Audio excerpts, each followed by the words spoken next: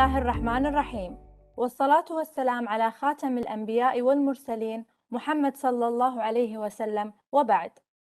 السيدات والسادة، أسعد الله أوقاتكم بكل خير. السلام عليكم ورحمة الله وبركاته. سعادة الدكتور حسن الدرهم رئيس جامعة قطر، سعادة الأستاذة الدكتورة مريم المعاضيد نائب رئيس الجامعة لشؤون البحث والدراسات العليا، رؤساء الجلسات الأفاضل، السادة المشاركين وحضورنا الكرام، نرحب بكم جميعا في رحاب مركز ابن خلدون للعلوم الإنسانية والاجتماعية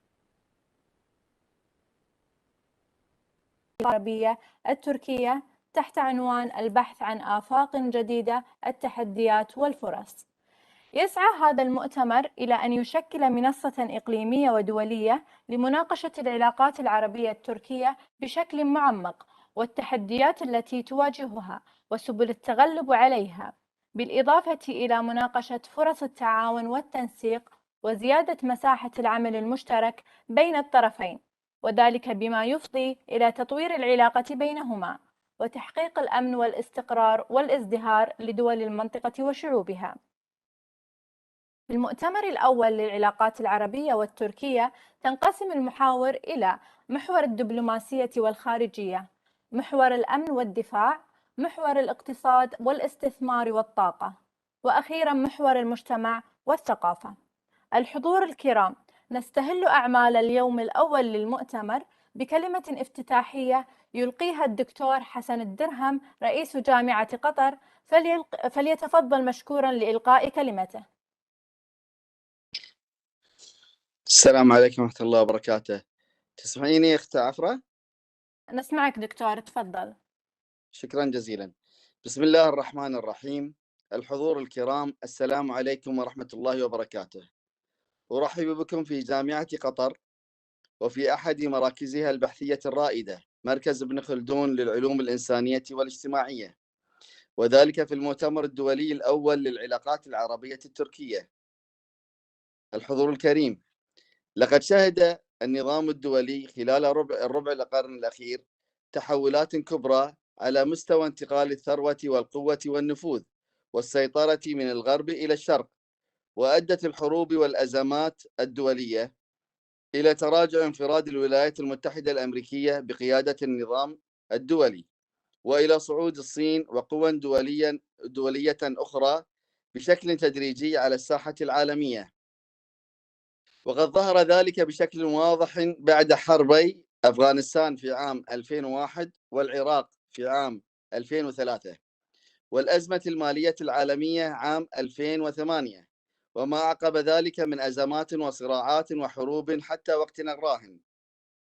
ترافقت هذه التحولات مع عودة العلاقات الإقليمية العربية التركية إلى التفاعل والتبادل الكثيف بعد فتور في العلاقات، ولقد استند ذلك إلى غايات مشتركة قوامها تحقيق الأمن والاستقرار والازدهار للمنطقة وشعوبها. إلا أنه سرعان ما واجهته تحديات جمة فرضت نفسها عليه، لعل أبرزها الصراع الأمريكي الإيراني حول الملف النووي والثورات العربية التي اندلعت في العام 2011 وأزمة الخليج وحصار دولة قطر عام 2017. أدت هذه التطورات إلى توتير الأمن الإقليمي وخلقت حالة من الفراغ في منطقة الشرق الأوسط وإشعال التنافس بين القوى الكبرى. كان لهذا المشهد تداعياته على أمن الخليج وعلى العلاقات العربية التركية التي نالت نصيبا من مسيرة الصعود والهبوط التي شهدتها المنطقة خلال العقدين الماضيين. السيدات والسادة المتابعين الكرام، مع تركيز الولايات المتحدة على المنافس الجديد الصاعد في الشرق، تشير الاتجاهات الدولية الكبرى إلى أن القوى الإقليمية ستؤدي دورا أكبر في المستقبل على صعيد إعادة تشكيل الواقع في أجزاء مختلفة من العالم، من بينها المنطقة العربية وجوارها الإقليمي التركي والإيراني. وفي هذا السياق تفرض أهمية تركيا ووزنها الإقليمي والدولي ضرورة دراستها بشكل علمي، بما يفضي إلى فهم أفضل وأكثر دقة، ويعزز في نفس الوقت من أواصر الصداقة والعلاقة العربية التركية ويخدم مصالح الطرفين في تحقيق الأمن والاستقرار والازدهار للمنطقة وشعوبها. ومن هذا المنطلق يسر جامعة قطر أن تعقد هذا المؤتمر العلمي لبحث العلاقات العربية التركية بشكل دوري بداية من هذا العام. وإن كانت ظروف جائحة كوفيد-19 فرضت علينا إجراءه بشكل افتراضي، إلا أننا نتطلع إلى عقده حضوريا بدءا من الدورة الثانية العام المقبل بإذن الله. السيدات والسادة المتابعون الكرام، يرتبط عقد مؤتمر العلاقات العربية التركية الذي ينظمه مركز ابن خلدون بشكل وثيق برؤيتنا ورسالتنا في جامعة قطر، والتي نسعى من خلالها إلى تطوير حقل العلوم الإنسانية والاجتماعية ودعم البحث العلمي في القضايا التي تعتبر أولوية بالنسبة لنا، وترتبط في نفس الوقت برؤية قطر الوطنية. وفي هذا السياق يأتي هذا المؤتمر ليسد ثغرة كبيرة في مجال البحث العلمي في العلاقات العربية التركية. نطمح إلى أن يصبح المؤتمر منصة علمية تستقطب الباحثين والخبراء وأصحاب المصلحة والمؤثرين في السياسات العامة من الطرفين. يناقش المؤتمر قضايا تتعلق بالدبلوماسية والسياسة الخارجية، الأمن والدفاع، الاقتصاد والاستثمار، والطاقة والثقافة والمجتمع، كما يستضيف باحثين من جامعات ومراكز أبحاث مختلفة من مؤسسات محلية وإقليمية ودولية. ويولي المؤتمر أهمية في أعماله للبحث في التخصصات البينية، ويخدم الريادة الإقليمية فيما يتعلق بمناقشة القضايا ذات الأولوية والاهتمام، والتي من الممكن أن تترك أثرا وتأثيرا في الواقع والمستقبل من الناحيتين العلمية والعملية. لا أطيل عليكم، وأتمنى للمؤتمر والباحثين والخبراء المشاركين فيه كل التوفيق في مداولاتهم ونقاشاتهم، والسلام عليكم ورحمة الله وبركاته. شكرا لك دكتور حسن. ننتقل الآن لكلمة يلقيها الدكتور نايف بن نهار، مدير مركز ابن خلدون للعلوم الإنسانية والاجتماعية، فليتفضل مشكورا. شكرا لك أستاذة أفراح. الصوت مسموع؟ جيد دكتور، تفضل. بسم الله الرحمن الرحيم، والحمد لله رب العالمين، والصلاة والسلام على سيدنا محمد وعلى آله وصحبه أجمعين. أما بعد، فأثني على كلمة سعادة رئيس الجامعة، لا سيما بالترحيب بالأخوة الحاضرين اليوم في هذا المؤتمر الدولي المعني بالعلاقات التركية العربية، وأخص بالذكر الأساتذة والخبراء الذين يشاركوننا من خارج دولة قطر بأوراق علمية رصينة سوف ترونها إن شاء الله في إصدارات مركز ابن خلدون المتعلقة بهذا المؤتمر.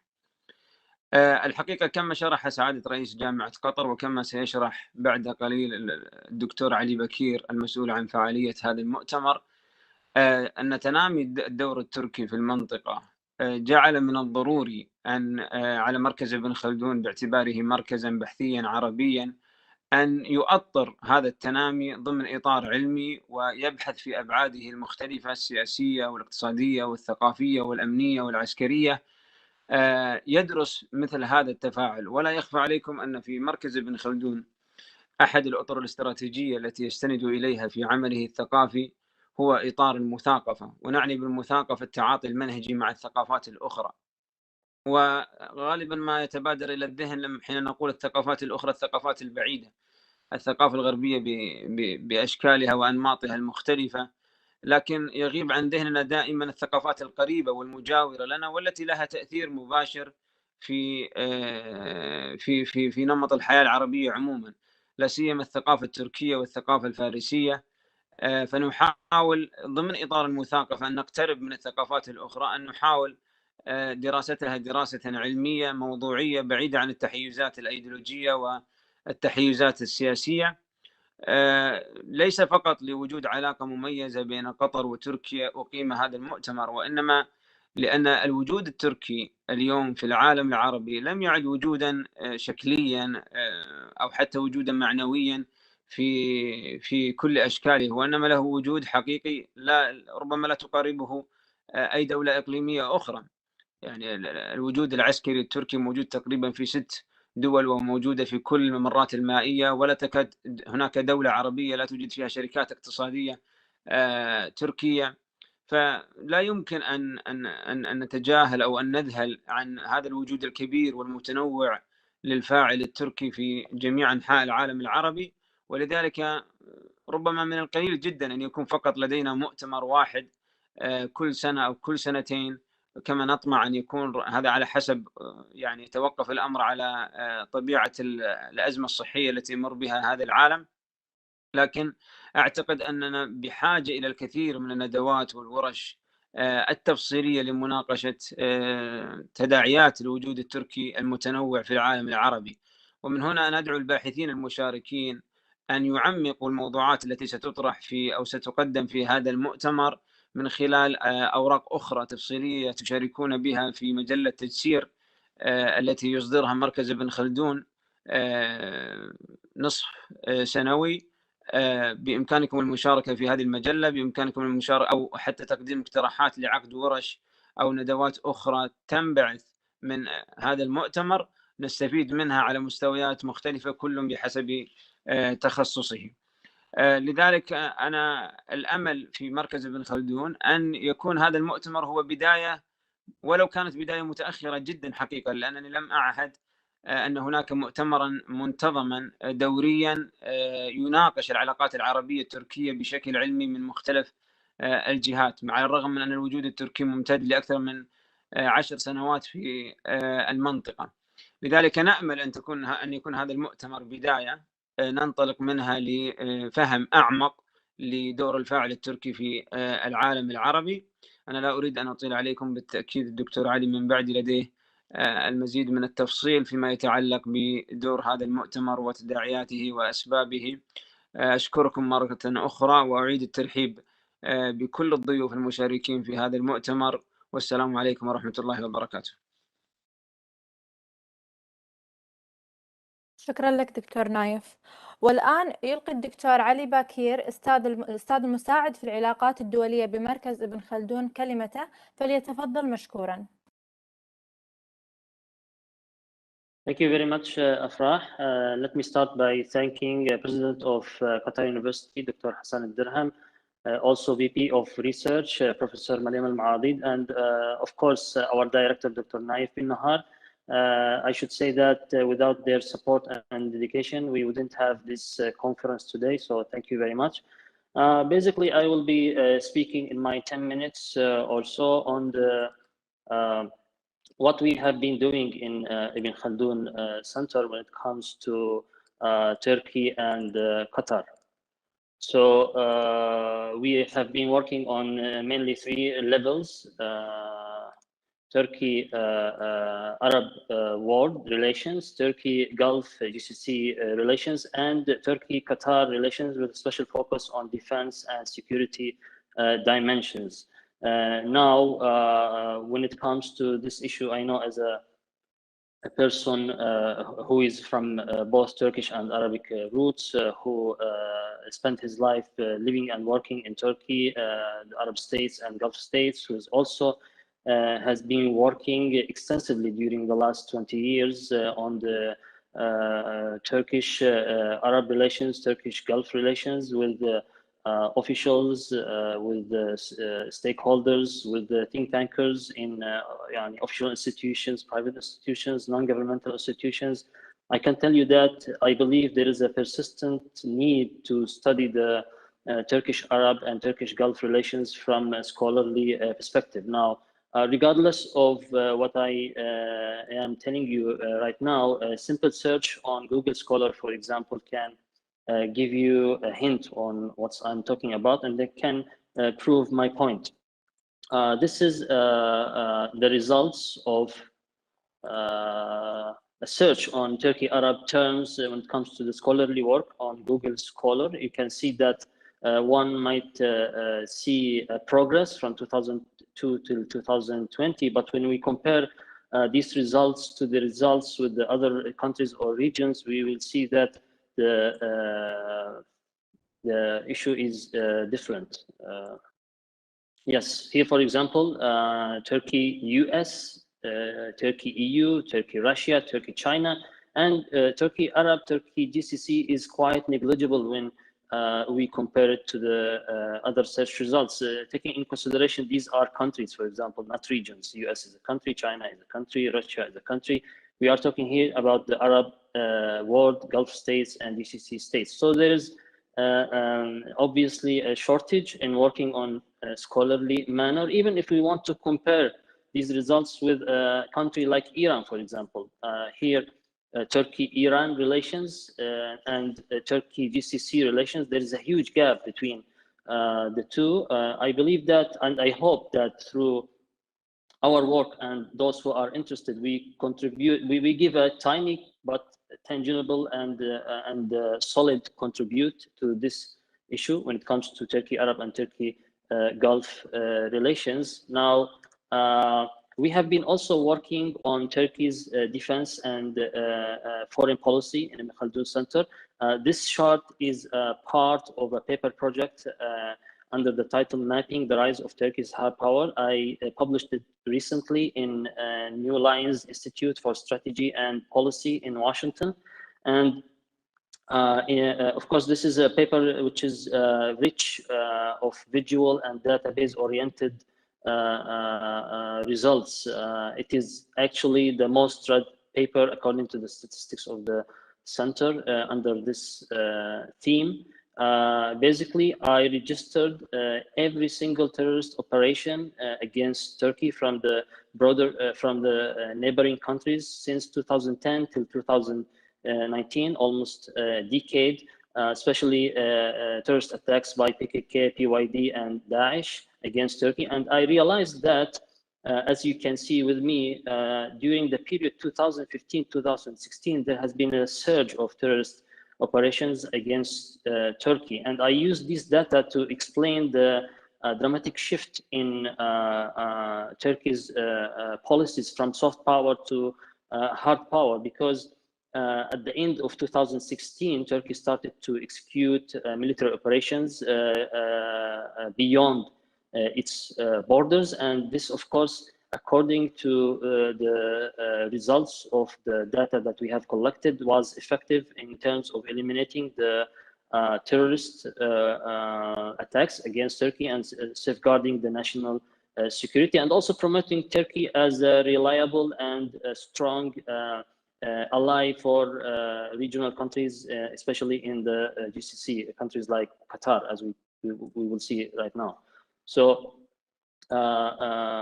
yes, this chart is a part of a paper I have submitted to last year to a Gulf research meeting in Cambridge, and here we can see that 5 GCC countries out of the top 10 military importers of Turkey's military equipment are Gulf countries, and this is, of course, quite indicator.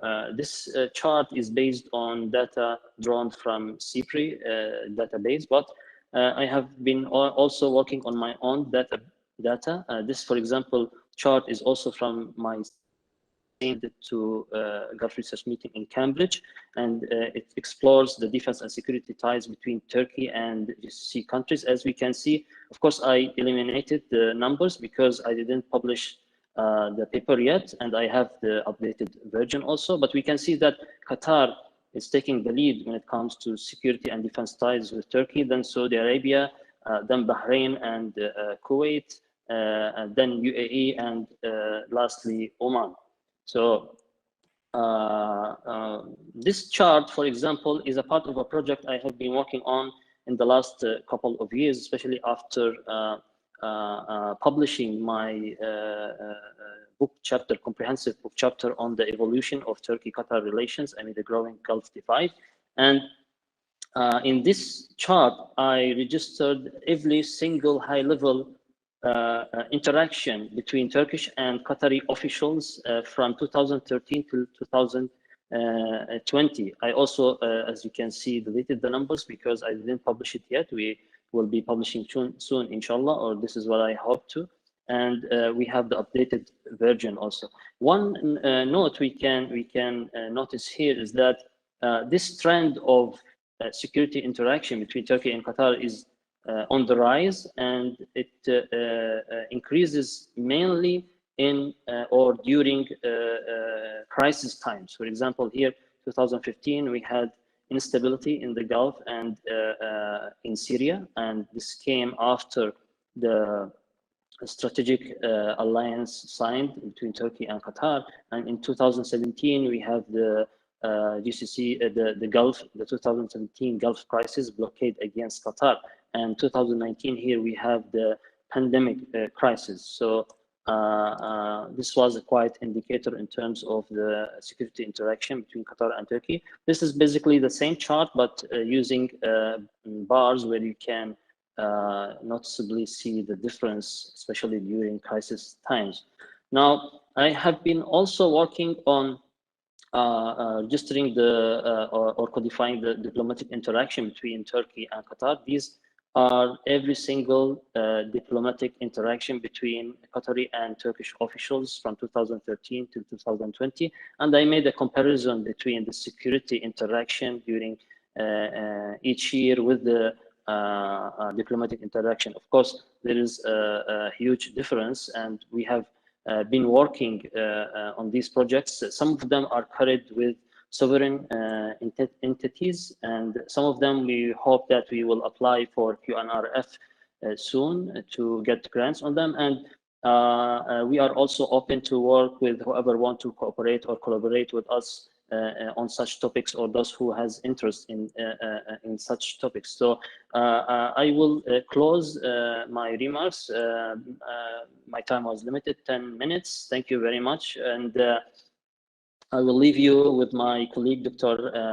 Madhar Az-Zu'bi. He's the head of the International Affairs Department in Qatar University. He will be chairing the panel on diplomacy and foreign policy. I believe quite now, and we have very interesting and important topics to be discussed by Turkish and Arab scholars.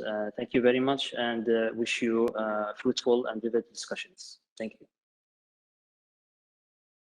Thank you so much. تفضل يا استاذ عفرة، تفضل. شكرا لك دكتور علي. عفوا دكتور مظهر. اسمحوا لي فقط أن أطلب من الضيوف والمشاركين دكتور حسن الدرهم، دكتور نايف، جميع الأساتذة في هذه الجلسة تشغيل الكاميرا والاستعداد لأخذ الصورة جماعية للشاشة. Please be ready for a group picture.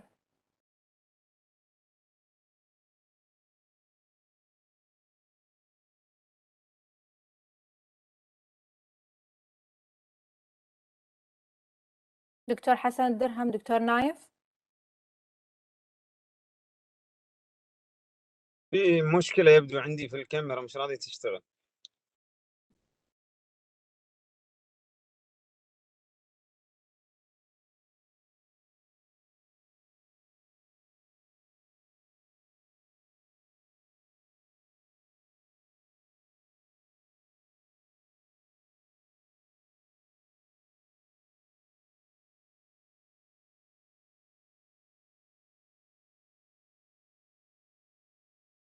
دكتور نايف، هل اشتغلت الكاميرا؟ لا ما اشتغلت، بس خلاص مو مشكلة، خذ الصورة ما في مشكلة. اوكي تمام. شكرا للجميع. تنطلق الآن جلسات المؤتمر الأولى بعنوان رئيس قسم الشؤون الدولية بجامعة قطر. تفضل دكتور، الكلمة لك. شكرا أستاذة عفرة، بس أود أن أتأكد أنه صوتي مسموع. مسموع دكتور وواضح. بسم الله الرحمن الرحيم. أنا الدكتور مظهر الزعبي. And I am told that our first session is an English-based session, but I wanted to take a second at least to extend a very warm welcome to all the panelists, guests, and students who are with us today, either on WebEx or on YouTube. I wanted to note that our session today is carried on multiple platforms, and we have instant translation for all involved, those who speak Arabic and those who speak English. Just once again, just wanted to express my thanks to Dr. Hassan, Dr. Naif, Dr. Ali, Ustad Afra, for the hospitality and the invitation. Certainly, this is an important moment, and it's a part of the first international conference of Ibn Khaldun Center on the Arab-Turkish relation. And in particular, it seeks to explore the new horizons and challenges, as well as the opportunities that face this region. We tend to think of academic conferences as those that pertain to contemplations. Far from it. I think this conference is relevant to the dynamics of the survival of the region, both its moral, political, and economic destiny. There's so much to be said. We have a full session, 5 panelists, exciting conversations we will have. Our first session is entitled Diplomacy and Foreign Policy. And before I start, I just wanted to take a second and not much longer to just remind us of the housekeeping logistics. Each panelist will be given 20 minutes, and we will be rather strict about it. If you see me getting a little bit intrusive towards the end, you'll have to forgive me. And I wanted to ask our colleagues and our guests and those who have questions to please write all your questions in the chat box, and we will definitely take them and see if we have time to express them and discuss them with our colleagues. And once again, I just wanted to remind all of you that we have instant translations. So without further ado, and because of the short time we have and the full discussion that we have leveled for this session, I wanted to start with our first paper. The first paper is entitled Strongman or Warlord, Libya's Battle of the Frames via Al Jazeera English and TRT World. The presentation will be on behalf of Dr. Tariq Sharqawi, will be presented by Ms. Sayyida Batul Aiden. And again, you'll have to forgive me for the truncated presentation of the bios. All the rich bios are available on the agenda. I just wanted to at least say that Ms. Sayyida Batul Aiden holds a Bachelor of Science in Economics from Istanbul Technical University and a Master of Science from the University of Tilburg, I hope I pronounced that right, in the Netherlands, where she submitted her thesis on predicting GDP indicators. Her current focus is on blockchain technology and its application in business as she goes on to refine this kind of prospect at the Massachusetts Institute of Technology. Without further ado, I wanted to invite Ms. Saida to present, and once again, we will go for 20 minutes, and I'll remind you a few minutes before we start. So please go ahead. Hello, thank you so much, Dr. Mazhar. It is very good to be part of this organization. And now I think I will share my presentation, but it is not opening now. Can anyone? Is it not uploading or is it not opening from your end? Actually, it is not opening from the by the application. I see. Okay. Because if it's not uploading, maybe if you can share a screen, if that's a possibility for you.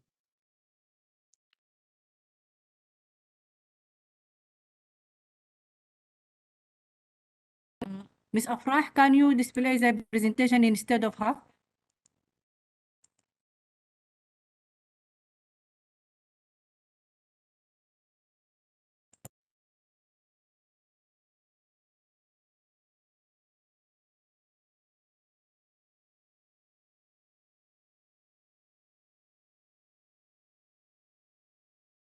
Yes, the framing Libya civil war.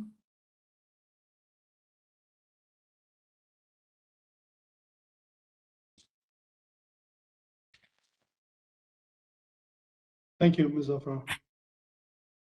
Thank you so much. So this is the joint work that we did with Dr. Tarık Şarkavi. Our paper is titled with Strongman or Warlord, Libya's Battle of Frames via Al Jazeera English and TRT World. And in this presentation, could you please come to next slide?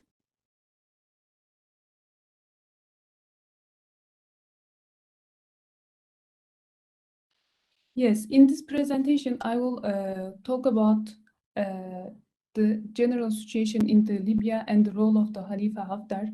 And then I will talk about the power of the broadcasting and the importance in the importance of the framing in the media. And then in this study, we made text analysis with Dr. Tarık Şarkavi, and this analysis is made with the machine learning technique that is latent direct allocation, which is the LDA method. And we collected the data from the TRT World and Al Jazeera English, around 300 articles. And then we also visualized our data, and then I will present our graphs. Next slide, please. And the situation in the Middle East. Firstly, to begin with the background, the situation in the Middle East witnessed a turning point with Arab uprising that began in 2011. And the series of the events divided Middle East into the two camps, actually. On one camp, there are United Arab Emirates, Saudi Arabia, and Egypt, and having the big support coming from the France. And on the other side, there are countries like Qatar and Turkey.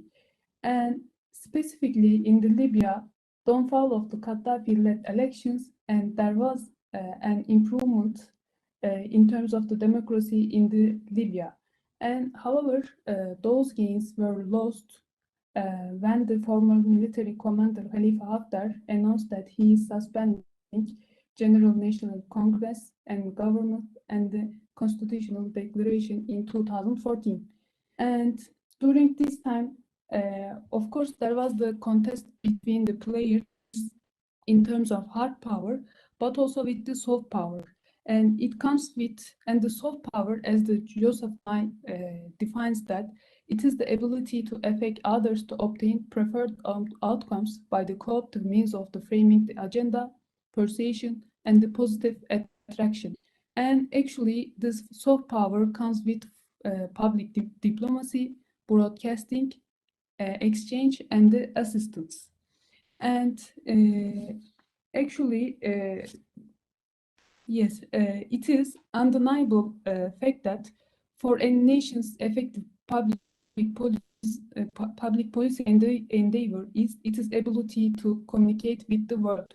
And public diplomacy is not only sending message to the listeners, but also make engagement. Say that language, disclosure, also the frame in the message can shape the public behavior. And also, if we think about the frames that is frequently used in Middle East region, one of them is strongman frame. And for example, in Egypt, Abdel Fattah Sisi ran his campaign by making reference to strongman frame. And actually, strongman is another way of saying that the current situation cannot be fixed by a person who is weak, but rather a person who has the leadership, who seems like hero, like who is more confident, more tough. That's why this frame frequently used in the Middle East region. And when we also look at the strongman frame, while there is the division in the Libya, media frequently use strongman frame for the Khalifa Haftar. If we think about who is the Khalifa Haftar, he has been living exile for 20 years. And to briefly mention about him, he took part in the coup that brought Muammar Gaddafi to the power and served in the military. And then he has lived in the United States for a long time, and he gained the citizenship also. And after Gaddafi, after Gaddafi's downfall, Khalifa Haftar see that there is the lack of the central authority, and he started to give message to the people that they should revolt against the General National Congress. And then somehow he earned some support from some elements, like some countries, and then he became the leader of the Libyan National Army.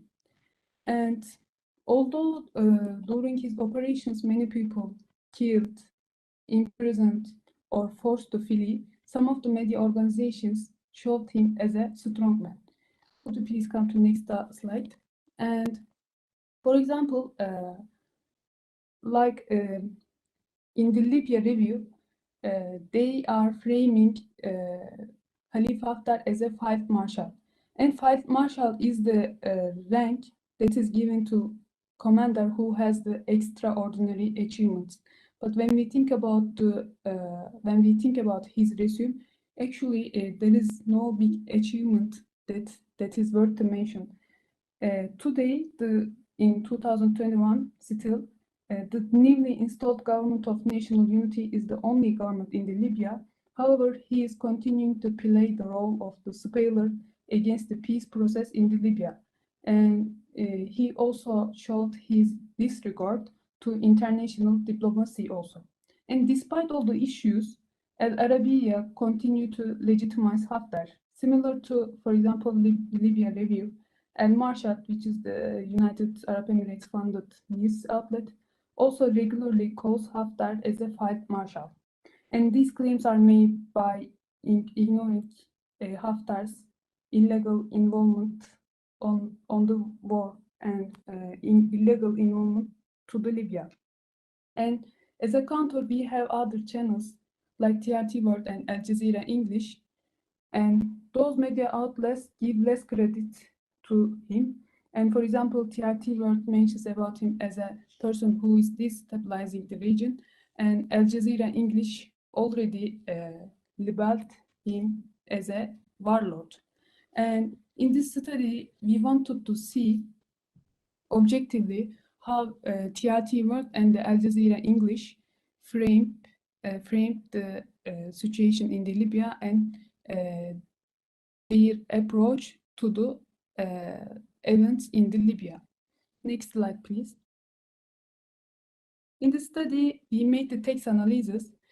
And first of all, I would like to talk about why text analysis is so important. First of all, it provides objectivity. Even if the people from different backgrounds, from different opinions, if they conduct the same text analysis, they would reach the same result. And in that sense, objectivity is very important in the journalism too.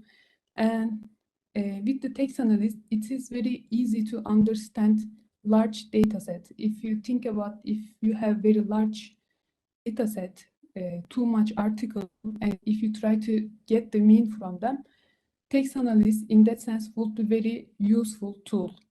And actually, novelty of this study comes from the fact that there has been no study conducted in the journalism that investigates the framing of the outlets. And in this study, we are providing a comprehensive approach. That's why it is one of the best, one of the first articles in this field. And next, please. Next slide, please. Yes. So in this study, we actually collected the articles about 5 specific events, and those events were important points for the Libya. First of all, on March 2016, new UN-backed government of national accord arrives in the Tripoli. Our second event is September 2016, Khalifa Haftar seizes the key oil export terminals in the east. And December 2016, pro-government forced out Daesh militants from the coastal town of Sirte. And on April 2019, Haftar's Libyan National Army advances on Tripoli. And on June 2020, UN-backed government drives Haftar forces out of their last stronghold in the west of the country. And next, please. In this study, we have reviewed around 800 articles, and then we choose 308 of them. And the period of the data is from March 2016 to August 2020. And as I said, we collected those articles from TRT World and Al Jazeera English. And then next slide, please.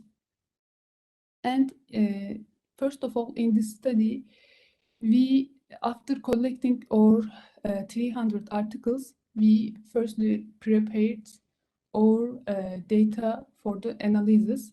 Actually, this study, in this study, we tried to give the comprehensive approach about how this text analysis is conducted. First of all, we need to prepare the data for the analyze. So to do that, firstly, we made tokenization, and which it is converged transformation of the articles into the list of the words. And then we made stemming and lemmatization. For example, if there is a word like powerful, it becomes power, and M is R, for example, becomes B. And then we made lowercasing, like capital letters to lower cases, and we removed all the stop words. For example, there are some words which doesn't have any meaning when they are alone, like by, the, and, etc. We deleted all those words from our articles, and then we did our analysis in RStudio, and actually time to time we get help of Python, but mostly we conducted in RStudio. Next slide, please. And then in this study, we use unsupervised machine learning technique, which is the latent Dirichlet allocation model. This is called LDA model. And LDA finds the topic in the document by investigating the patterns of the words which are co-occurrent frequently. If we think about a case, for example, when you have a collection of the articles and then you make the latent Dirichlet allocation, at the end, if you find a collection of the words such as interest rate, inflation, or central bank, you will come to conclusion that the frame is about economy, right? And if you find also crisis, shortage, bankrupt, etc., you will say that maybe that economy is in trouble. This is how LDA model works. It finds the frame of the articles. This is the logic behind it. And next slide, please. And here, the output of the Al Jazeera English, there are, as you see, two different graphs here. It shows the two different approach of the Al Jazeera English to those 5 events. Here, for example, if you look at in detail of the first graph, on x-axis, we have the numbers like 0.00, 0.05, etc. This shows the word frequency. On the y-axis, we have the words like Haftar, kill, Libya, crime, etc. So, for example, you see the Libya's bar is the longest, which means that it is the most frequently used word in that sense, in that frame. So here, when we look at the words, here we have, for example, kill, crime, war, injury, oil. Also, we have United Arab Emirates here. When we also look at the second graph, which is the blue one, we have the words such as country, Western, British, Iraq. Also, we have security here. And we can come to conclusion here that Al Jazeera English approached those 5 events with the perspective of 2 frames. One is illegal involvement of the Haftar to the Libya, that the human suffering that it caused, and the other one is political relationship. So the illegal involvement, we see that the human suffering that we see, the word like kill, war, injury, etc., that stands for that. And the blue one stands for the political relationship frames. If we look at the TRT World 2, next slide, please. 4 minutes, just so you know, 4 minutes left. Okay, okay. For the TRT World, we have the similar approach. TRT World also looked at the events from the two perspective. One is political relationship, and the other one is the damage that it caused, that Haftar forces caused in Libya. Because on the blue one, we have still kill, crime, war, etc. On the red graph, we have also the words related to political relationship. Next slide, please. Here we have the graph that shows the Haftar's relationship with the word Haftar relationship with the other words. For example, this shows the correlation. On the x-axis, we have Haftar. On the y-axis, we have the words. Very understandable that, for example, Haftar and Khalifa has the highest correlation as the 0.72, and the Libya also, but amazingly, we have the Emirates here. So Al Jazeera highlighted Haftar's relation with United Arab Emirates. So because it is very understandable, because United Arab Emirates was supporting Haftar in his operations in the Libya by providing weapons, army, and providing army, so to use in their operation. That is why we have very high correlation here.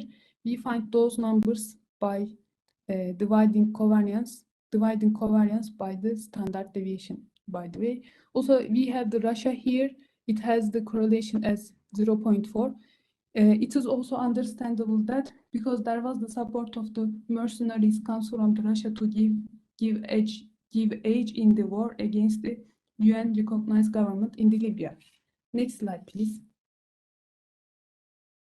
And here we have also the similar approach of the TRT world, but different from the Al Jazeera English. TRT world highlighted on the another topic, which is, for example, on the y-axis we have drone, we have maritime, and we have deal and Turkey here. It shows actually Turkey's support to UN recognized government in the region by providing drones, and TRT world made emphasis on Turkey and Qatar relationship and their agreement that they made recently. And next slide, please. Next slide, please. And here we still have the graphs that shows the word association with each other. The previous graph was only showing the Haftar's relationship with other words, but here we have every relation with others. And we still see that Haftar is very related to war, kill, crime, also United Arab Emirates on Al Jazeera English graph. And also in the TRT verse graph, we have still kill, war, and also that here. So this shows, until so far, we have seen that both of the media organizations frame the events in terms of two things: the illegal involvement of the Haftars to the region and the damage that is caused in the region, and also the political relationship with other countries. Next slide, please. Perhaps the concluding remarks, if we can. Yeah, exactly. So this study actually gives the good indication about how these two media outlets frame those events. Both of the media organizations have ignored the frame supportive of the Haftar who aims to rule the Libya via force and ignoring the democratic aspirations of the people. Both broadcasters adopted their counter frames that delegitimize Haftar and expose his crimes. Actually, there is the alignment between Al Jazeera English and the TRT world. This is actually signaling the cooperation of the Turkeys and the Qatars in the region, because both of those countries' leaders have been met frequently, many times, and they made agreements. Because of that, those media organizations become the voice of these situations. And that is end of my presentation. Thank you so much for the listening. Thank you, Sayyida. Very, very briefly, I think the paper both insightfully and critically discussed the political phenomenon of the strongman as perhaps something that is endemic and unique to the Middle East, but also the concept of the strongman as an agent of political transformation in the region. More precisely and more particularly, the paper talked about how the figure has been framed in two different media outlets, Al Jazeera or Al-Arabiyya, and at one point then Al Jazeera and TRT, using again very insightfully the LDA model. The paper tried to examine the association of the framing and the results, and the perhaps the conclusion about what does it mean to frame certain figures in certain ways.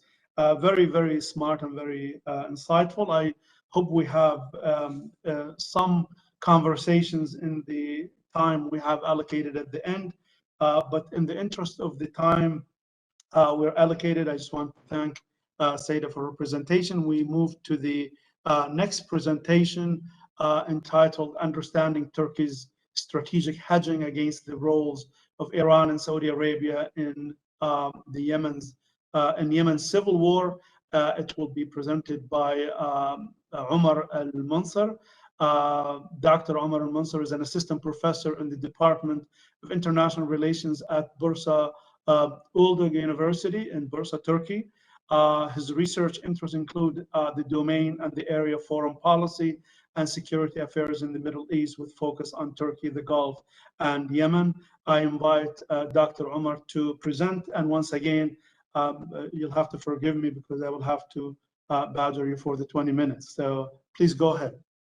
Thank you very much, dear Dr. Muzahar, for this nice introduction. And before I proceed, I have to thank you all for giving this great opportunity to meet with such fantastic people like you.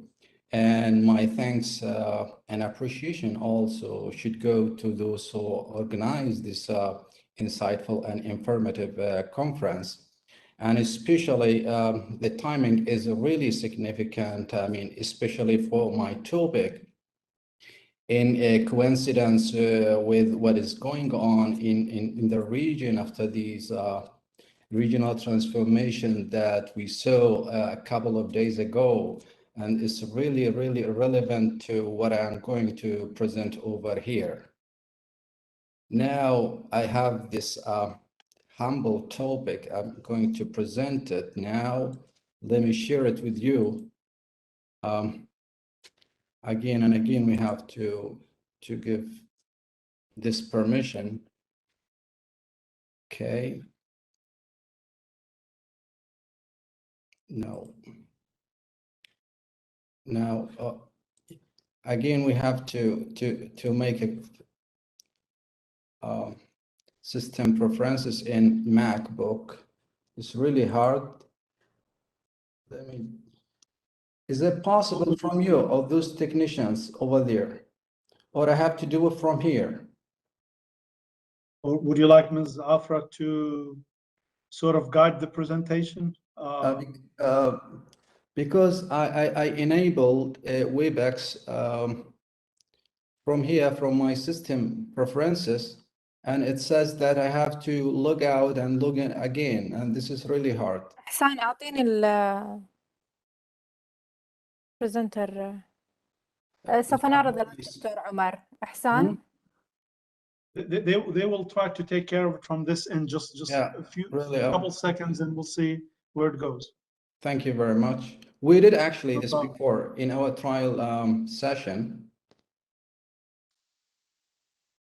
I'm sure our colleagues will This MacBook has a lot of troubles, and yeah, it's very secure, but it has a lot of things we to do with permissions, everything we have to do, we have to give permission. Yeah. Here we go. Okay, here it is. So Thank you. you will control it from there, right? Yes, yes, yes. Okay. Now, as dear Dr. Muzahar introduced the title, again, it's about understanding Turkey's strategic policy or strategy, hedging strategy against the roles of Iran and Saudi Arabia in Yemen's civil war. Okay, can you move? Before I go ahead, I will just tell you the content of the presentations, which has 7 elements. First one is a theoretical introduction. Second, an overview of Turkey's strategic hedging versus Iran and Saudi Arabia in the Middle East. Third, Turkey's hedging against Iran. And fourth, Turkey's hedging against Saudi Arabia. Fifth, Turkey's justifications for this hedging foreign policy in Yemen. So six, Turkey's toll of hedging in Yemen, the tolls. Then the last one, consequences of such Turkish hedging foreign policy towards Yemen. Okay, here, as you say, the abstract, I don't know, shall I put it like this?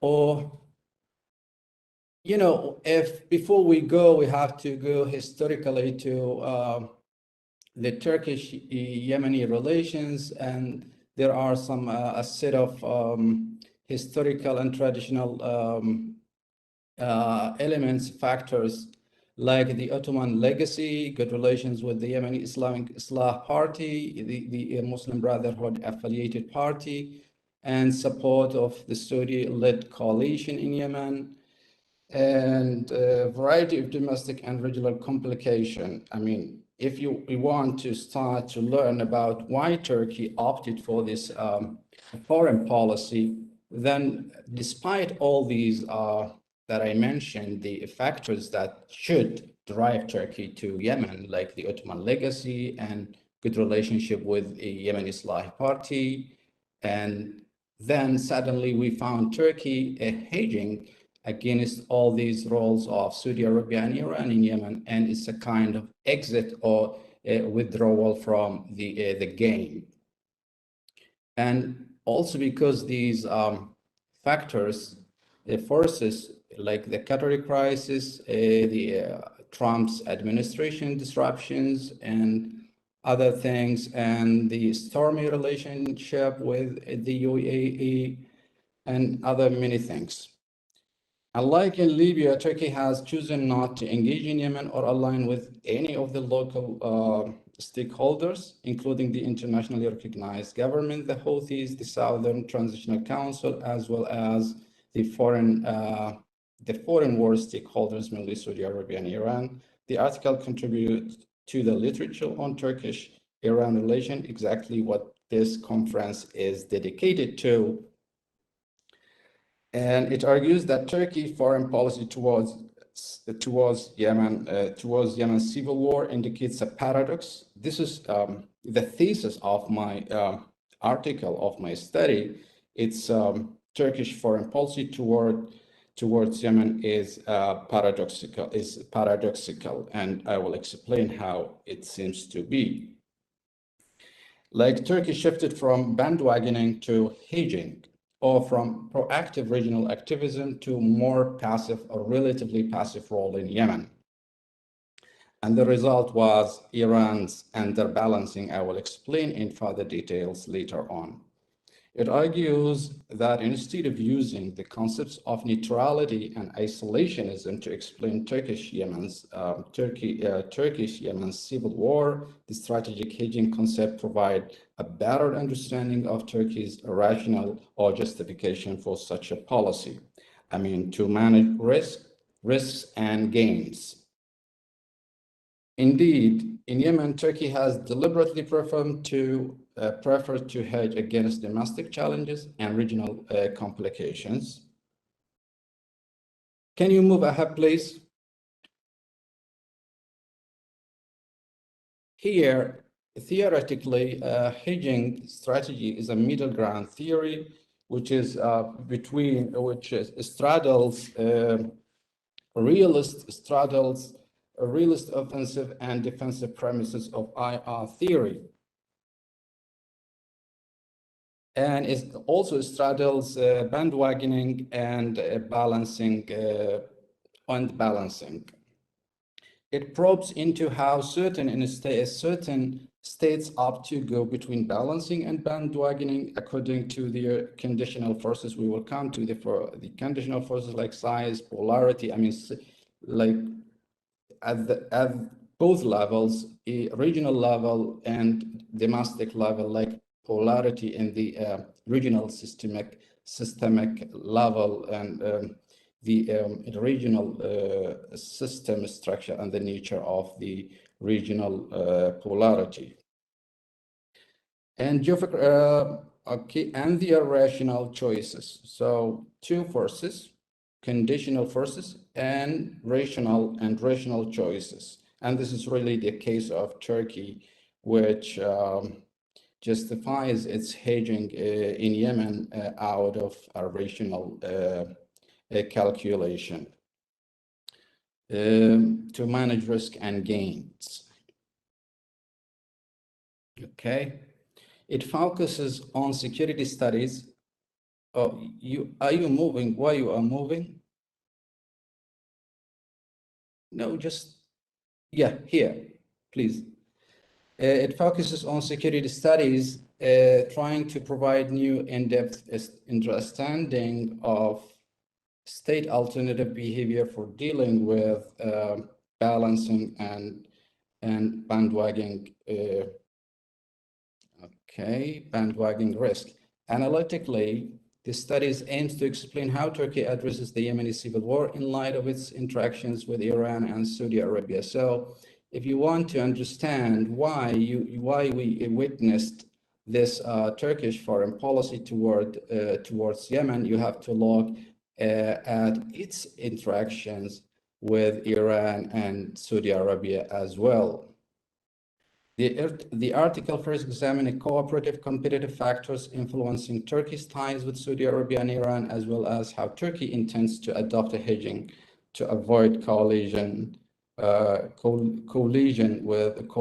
with them as to intruding powers in Yemen's internationalized civil war. Okay, we have to consider also three factors.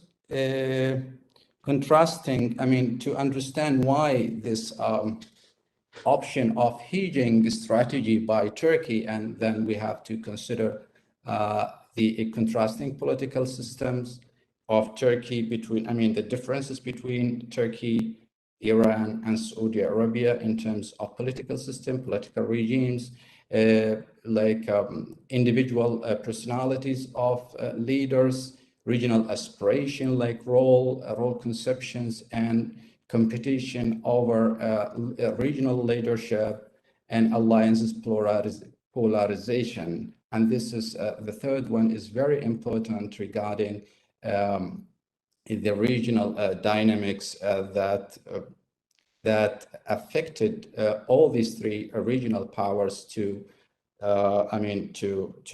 play different alliance games. Okay, can you move ahead, please?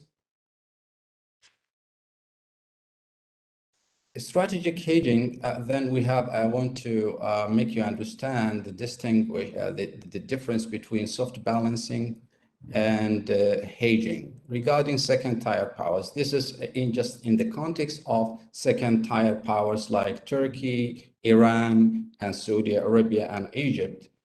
For soft balancing, it's a direct behavior against the system leader that we are not dealing with this one, but we are dealing more with a hedging, which is an indirect behavior against the system leader to avoid confrontation and allocate cooperation until future vulnerabilities may result in a relative power transition to the hedger's fever or the hedging fever.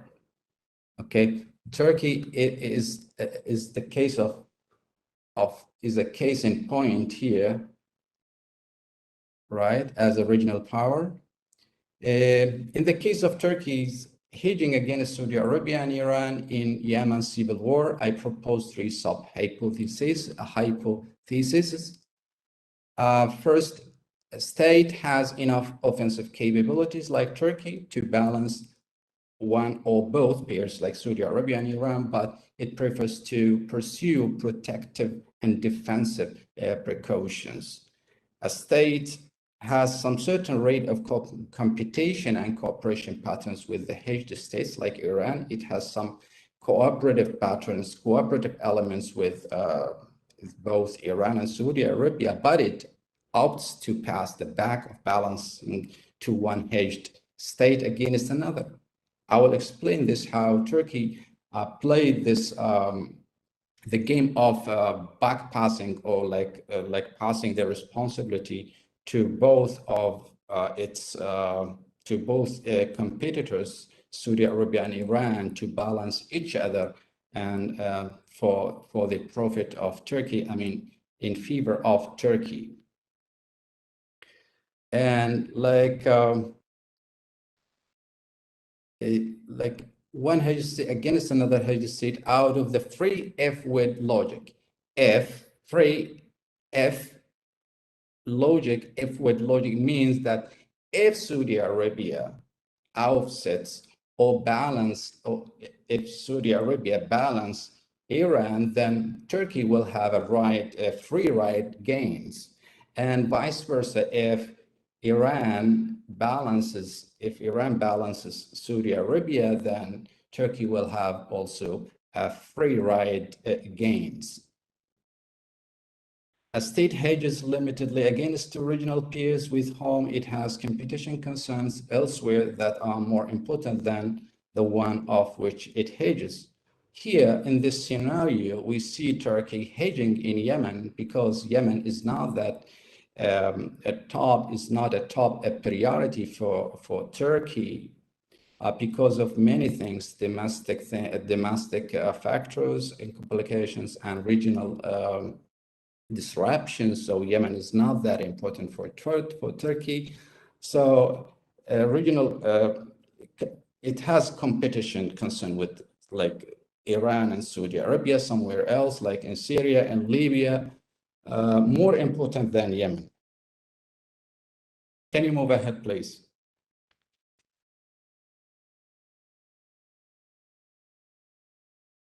About 5 minutes left, Dr. Omar. Just 5 minutes. Come on. 30 seconds or so. Sorry? 5 minutes and so, but just that you get a sense of the... Yeah, you control the time. That's okay. I will try to go fast, so I will just be reading. I put a lot of notes, but no time.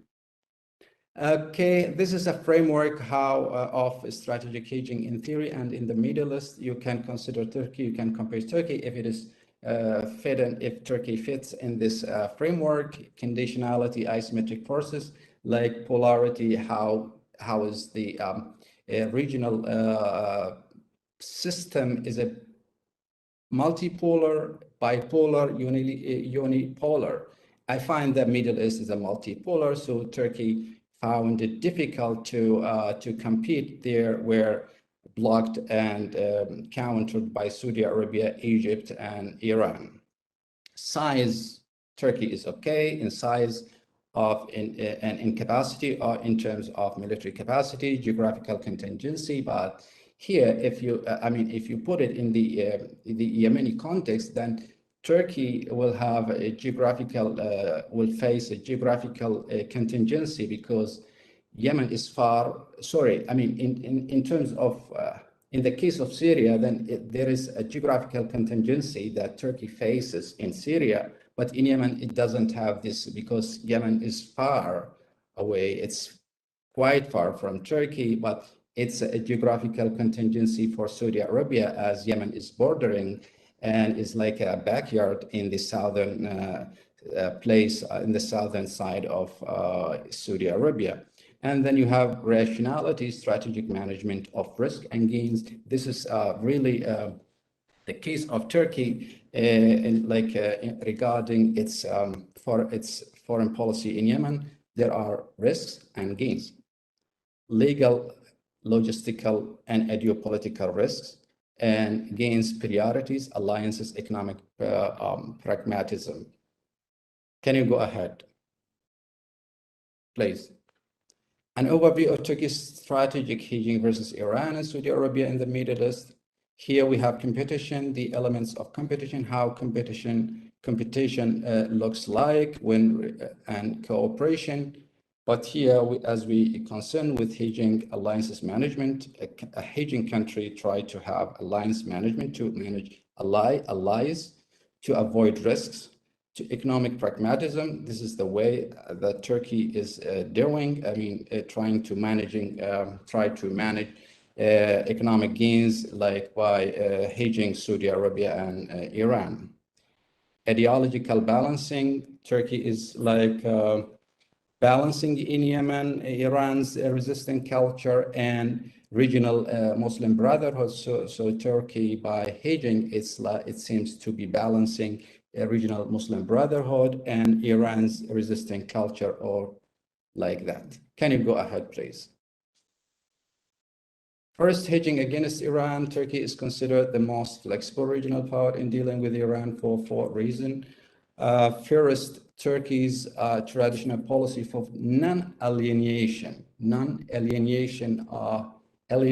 of Iran stems from internal security consideration. So Turkey tries to avoid any fragility in Iran, or any civil war, or any foreign invasion, because it will face security problems, borders problem, refugees, etc. Second, they maintain economic and security interdependence in terms of energy collaboration and control of Kurdish separation. We know that that Iran is an indispensable energy partner for Turkey. Third, Turkey's strategic influence compensation discipline allows Turkey to deal with Iran realistically in areas where regional influence may be shared. So for Yemen, Turkey can compensate the gains in Yemen. It can compensate it in somewhere else, in Libya or Syria. So Yemen can be a delay file. For the GDPs, Iran policy has historically been viewed through two lenses. As a paper, this scholar puts, like geostrategic pragmatism and alliance management. So in this point, like Turkey tries to have alliance management by creating a pan-Islamic alliance with, especially after the regional transformation, a shared Eurasian vision and an Arab bloc. Okay, you can. Okay, ideological concluding remarks. Can I move like this? Perhaps the concluding remarks were already sort of 2 minutes over the time. Okay. We're hedging our time now. We're hedging our way. Hedging against Saudi Arabia. Can you just have a look at it? The second slide after this one, please. Can you move? Yes. Here we see this. There is a traditional and historical competition between Saudi Arabia, like all the time. Al Saud dynasty has problems with Turkey, Ottoman Turkey or modern Turkey. Second, the shifting alignment nature of the Middle East has critically shaped the Turkish-Saudi relation, both positively and negatively. You see, since the Arab Spring, where both were playing different and contrasting roles, pro-reform roles and counter-revolutionary roles, and we came to the GCC feud, Arab Quartet, normalization ties with al-Assad regime, and support for the Greek claims in the Mediterranean. All these factors shaped the stormy relationship between Saudi Arabia and Turkey and the UAE. Economic pragmatism. We know that Turkey has some good economic relations with Saudi Arabia. Can you move ahead, please? Hassan or anyone else, can you move? These justifications of dual hedging strategy in Yemen. Turkey's Yemen policy has dramatically shifted from bandwagon and hedging. This is really important for you. Turkey participation in the Saudi-led military coalition did not last longer because of the Qatar crisis, the Trump administration disruptions. Turkey seeks to hedge in Yemen for two reasons: because Yemen is uncertain situation, Turkey is not certain about how the competition between Iran and Saudi Arabia and UAE will evolve. So Turkey wants to avoid that because there are, uncertain scenarios that will have more trap, the geopolitical and ideological trap, if Turkey involved deeply. It is concerned about legal and ideological and logistical incompatibilities. Turkey has no legal access to Yemen, unlike in Libya. We know that. Ideologically, Turkey tried to avoid and to invalidate the regional allegations that Turkey has a staunch advocacy for the MBE in the region. So it tries to validate it. Okay, logistical, Turkey cannot have an access, either marine access, because it's blocked, especially in the south coast and in the Arabian Sea or the Red Sea, because the UAE-backed forces are there, and Turkey has no access or hard to have an access to the fray. And you can move. Perhaps. Okay, you just have a look at this. Yes. Okay. Yes, Turkey has some humanitarian, despite Turkey started to hedging in Yemen, but it has some diplomatic and humanitarian initiatives, and it did well especially during before the Qatari crisis, and still now welcomes any peaceful initiative or any peace process for Yemen. Okay, can you move? Okay. There are also some bad consequences, geopolitical concession, including leaving Iran unbalanced. The big and dangerous result of this hedging is leaving Iran unbalanced. Moral concession include leaving Turkey's friend Islah Party at the mercy of the insecurity treaty of pro-Iran Houthis, advances in the North Territories, pro-Emirati STC, Southern Transitional Council, and like that. Thank you. Thank you so much. I'm sorry Dr. for having more time. No, that's okay. That's the hedging of a presentation. I think it's a big title, a big topic, and I prepared a lot of notes to present you, but I could not. Time was run out. Thank you. Hopefully, we'll be able to take some questions. This is truly a very rich dissection of IR application in the case of Turkey. Thank you. And the reason why, in spite of its historical linkages and connections to a place like Yemen, Turkey still shifted perhaps, or chose to at least shift away from the bandwagon strategy into the hedging. And Dr. Omar referred to a number of sort of political facts in the region, including contrasting political system, regional aspirations, alliance, polarization, as facts that underwrite as underwriting the rational calculations for Turkey's choices in this case. Furthermore, he has given us an insightful perspective into the multipolar regional system, in which sort of a case or a fact that added to Turkey's rational choices in the case of Yemen. The conclusion was very, very interesting, and I'm hoping that we could perhaps take that point that you ended with at the conclusion, and we can proceed to a discussion. Thank you, and my apologies for the rushing, but we have three more presentations, and so again, thank you, Dr. Omar. Without further ado, I wanted to introduce our third paper entitled Saudi Arabia-Turkey Relations After the 2017 Gulf Crisis, the ambiguities, continuities, and the shifts in speech acts, and will be presented by Ms. Hazal Al-Barni. Ms. Hazal is a PhD candidate in the Department of International Relations at Qadir Has University. She is currently writing her thesis on decision-making process in Saudi foreign policy, regional security perceptions toward Iran. Without taking too much time, I want to invite Ms. Hazal to proceed with her presentation. Please go ahead. Hi, Doctor. Hi. I would like to thank Dr. Masar for the introduction, and I hope I can share my screen. All right. Right. Okay. So my presentation will be on understanding the shifts and continuities in regional security perceptions of Saudi and Turkish decision makers after 2017 Gulf crisis.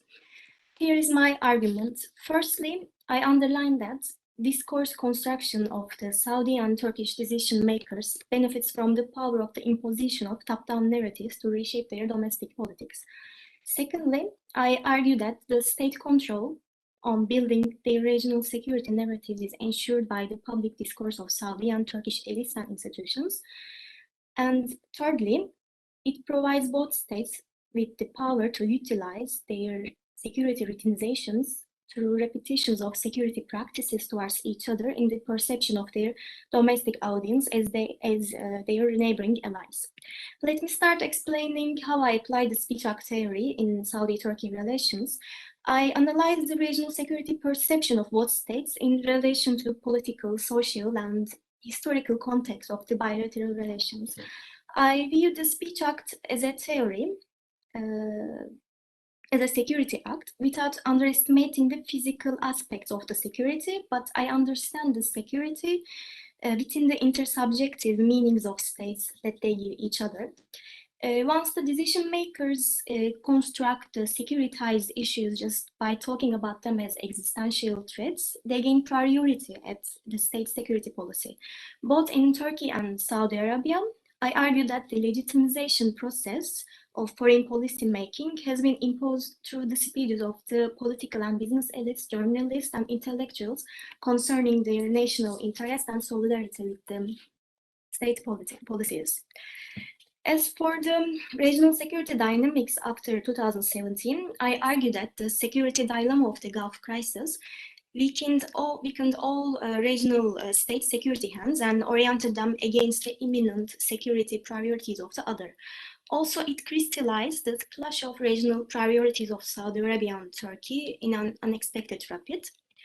More importantly, the crisis showed a high capacity to shift the construction of Saudi regional security discourse from the private sphere to the public.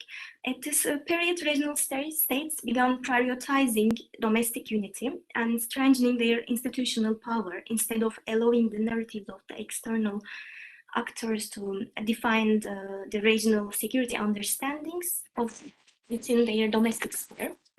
So Saudi Arabia employed a discourse of national solidarity, a sense of national duty, and responsibility to act with the interest of the Saudi state to reconstruct the threat perception of the domestic public and other regional states. Hence, King Salman period gained an enforced consent of the Saudi society on the security narratives carried through the speeches of the Saudi business and political elites in the public domain. This strategy went hand in hand with the redefined concept of Saudi nationalism, supported by the new Saudi governance method of encouraging the young Saudis to contribute to the Saudi economy as part of their sense of nationalist duty. After the Arab uprisings, I argue that the security has been reproduced continuously through the intersubjective dialogue among the Saudi and Turkish decision-making actors. The power holders have generated the regional security perceptions to justify their regional security policy to the formal audience, who has to be primarily convinced to act. Turkey's self-construction of being a model to the autocracies or monarchies of the region created a discursive conflict with Saudi Arabia. But Turkish foreign policy making has tended to avoid jeopardizing the relations irreversibly and adopted the respect discourse towards the King Abdullah period of Saudi Arabia. While Turkey did not develop its regional rhetoric over Islamizing the uprisings, political leaders of Turkey were in favor of backing the rise of the Muslim Brotherhood discourse, which constituted one of the major conflicts with the kingdom. At this period, Saudi Arabia was indirectly punishing the organization's supporters, such as campaigning against a Turkish bid for non-permanent membership of the UN Security Council in October 2014. On the other side, the Turkish military base in Qatar created a sense of distrust towards Turkey, who portrayed the base as a security umbrella for the whole Gulf. Saudi Arabia portrayed close relations between Qatar and Turkey as Qatar's violation of the Gulf stability and unity, yet Turkey's self-construction as a respectful actor to the regional stability was insufficient to convince the Saudi decision makers of the sincerity of the Qatar's concurrent ties with Turkey. Moreover, the domestic challenges to the Turkish government, like the July 15 military coup attempt in 2016, paved the way for the deterioration of the domestic security and shifted Turkish politics into a survival mode. Following the Gulf crisis, at the perception of the Saudi side, Turkey became a destabilizing regional actor after the deployment of the Turkish troops in Qatar particularly, because it indicated the assertiveness of the Turkish foreign policy through military power. While Turkish side adopted a wait-and-see approach, Saudi side related the conflicts with Turkey within the political history of the relations and adopted an exclusionary discourse towards Turkey to convince the domestic audience of the kingdom. Also, Saudi Arabia used all possible tools like lobbying with the political actors, think tanks, media companies, influential intellectuals in the West against the Erdogan government. In addition to that, Saudi Arabia utilized its wealth and financial power to shape, if not to threaten, the Turkish foreign policy following the kingdom's interests, such as informing an informal boycott on Turkish products, urging the Saudi citizens to cancel their visits to Turkey, or demanding the Saudi businessmen to withdraw or minimize their investments in Turkey. The murder of Saudi journalist Jamal Khashoggi in Istanbul increased the securitization discourse towards Turkey in all areas since November 2018. While the Turkish government was keeping pressure on the Saudi side by politicizing and internationalizing the case, Turkey was again far from directly confronting Saudi Arabia, in contrast to the Saudi side. Turkish media outlets even claimed that they did not expect Saudi Arabia to take a formal decision at the leadership level. Hence, the emerging discourse of the kingdom under King Salman government depicted Turkey in line with Iran as part of a triangle of evil, supporting the extremist religious groups against the regional peace and domestic stability of the regional actors. The Saudi decision makers widened their claims on reawakening Turkish political role in the Muslim world and intervening in Arab states' domestic issues and crises, also continuously exploiting the regional problems such as the Qatar crisis and the Palestinian issue. Crown Prince Mohammed bin Salman even argued Turkey of reinstating the Islamic Caliphate by reawakening the legacy of the Ottoman Empire in the Middle East. Moreover, Saudi Arabia imposed a boycott against Turkish products and constructed the political legitimacy of the boycott call concerning the political history of the relations with Turkey. The boycott call was portrayed as a reaction of the Saudi society to a colonial state, meaning Turkey, which made 3 Saudi states suffer and caused bad memories of the Saudi people. So under this narrative construction of the kingdom, through media and non-governmental organizations, Saudi Arabia describes Turkey as full of conspiracies and hostilities towards the Arab world.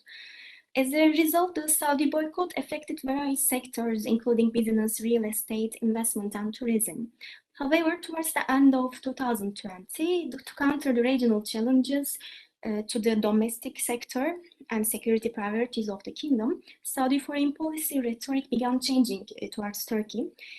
King Salman even mentioned the brotherly Turkish people in November 2020.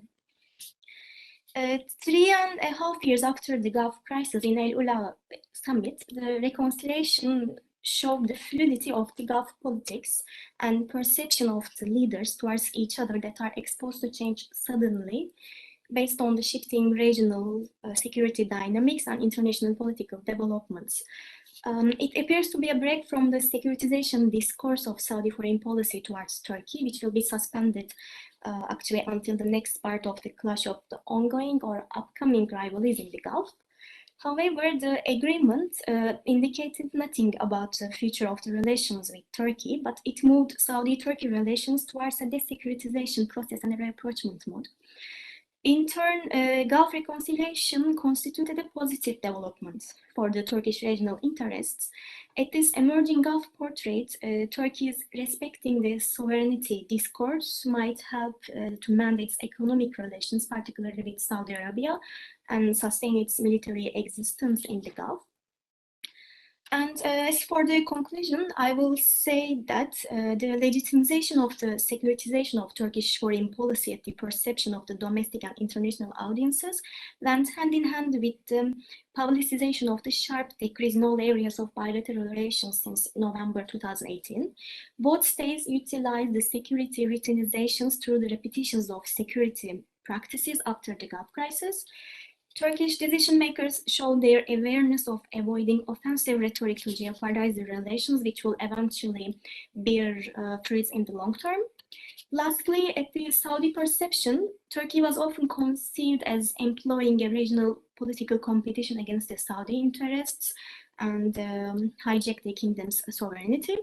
However, Turkey appeared to be silent publicly, except for mentioning the Saudi acts as a temporary phenomenon that historically occur at the times of crisis, as part of the kingdom's way of enforcing the opponents to compromise as a political conditionality for the continuity of the relations. And that's it from my side. Thank you, Ms. Hazal. This is a very dense and very thoughtful discourse, perhaps oriented paper. Ms. Hazal sort of given an outlook on speech acts and narrative constructions as a form of security acts. And Ms. Hazal sort of talked about the shifts and dialectics between a number of intersubjective and a number of dialectical sort of speech acts that seem to reflect a number of priorities and strategic choices for Saudi Arabia and Turkey. And you know, so she impacted a lot of things, and this was really dense in many cases. One of the questions that came to mind is, in listening to your presentation, is to what extent the domestic sort of international context become relevant. I wasn't clear on when does the speech act become relevant strategically, let's say for an internal audience as opposed to external. And another thing that was not clear to me, perhaps that can come up in the discussion, was the top-down process of narrative constructions, and to what extent this might be comparatively different. Let's say, is this true in the case of Saudi Arabia as opposed to Turkey, or was this relevant or perhaps true in both cases?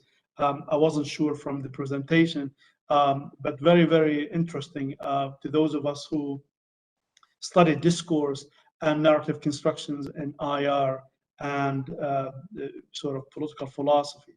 So I look forward to perhaps further elaborations on this, and perhaps taking some feedback from our guests and hosts and so on and so forth.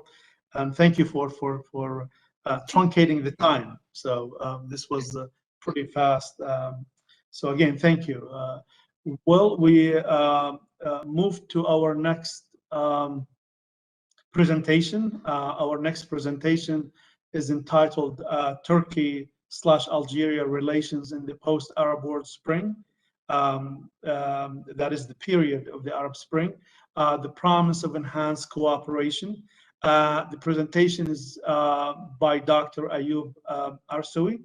Dr. Ayub is a lecturer in the Department of International Relations at Evran University. Dr. Ayub received his PhD from the Department of International Relations at Belmont University. His areas of interest include Turkey, the Middle East relations, and Turkey-Algeria relations. And he has clearly demonstrated insights in this relations by studying Arabic in Syria and other places. I would like to invite Dr. Ayub to proceed with his presentation. Once again, 20 minutes, please, and we look forward to hearing your presentation. We can't hear you. Maybe you're on mute. You're speaking. Yeah. Oh, please go ahead. We can hear you now. Thank you very much. First of all, I'd like to thank Qatar University and the Khaldun Center for Humanities and Social Sciences for this initiative and opportunity. Today, I will be talking about Turkey-Algeria relations the last decade. Let me finish presentation. Yeah, I guess you can see it. It's me. Okay. Okay, we see that Turkey-Algeria relations have gained additional impetus after the advent of the Arab Spring in the last decade. And we also see that there are two simultaneous relational expansions.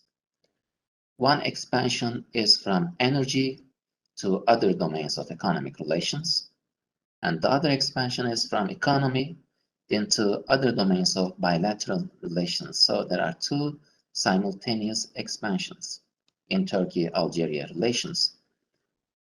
In the end, it seems that there's a relatively steady shift from a unidimensional relationship to a multidimensional partnership between Turkey and Algeria.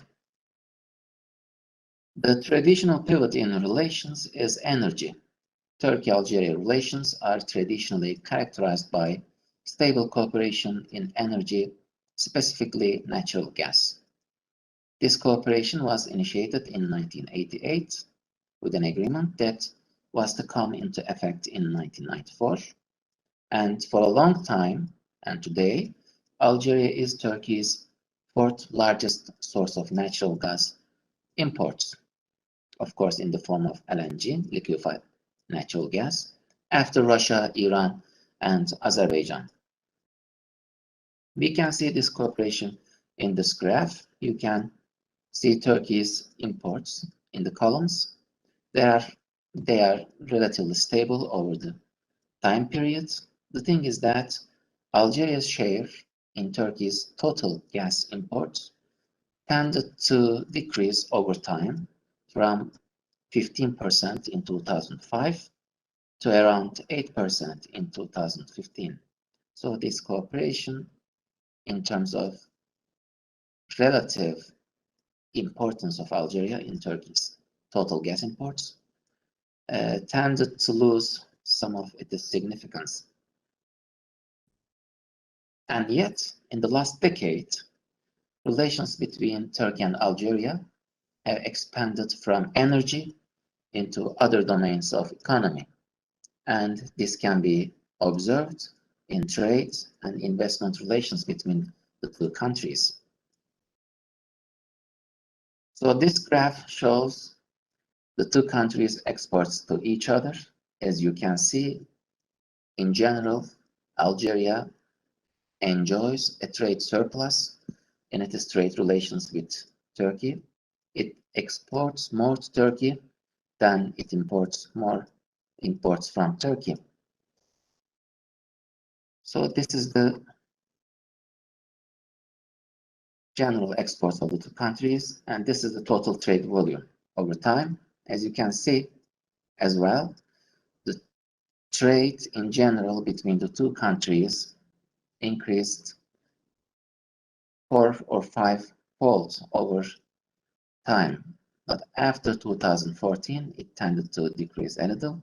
But the general trend is that now commercial relations between Algeria and Turkey is on the rise.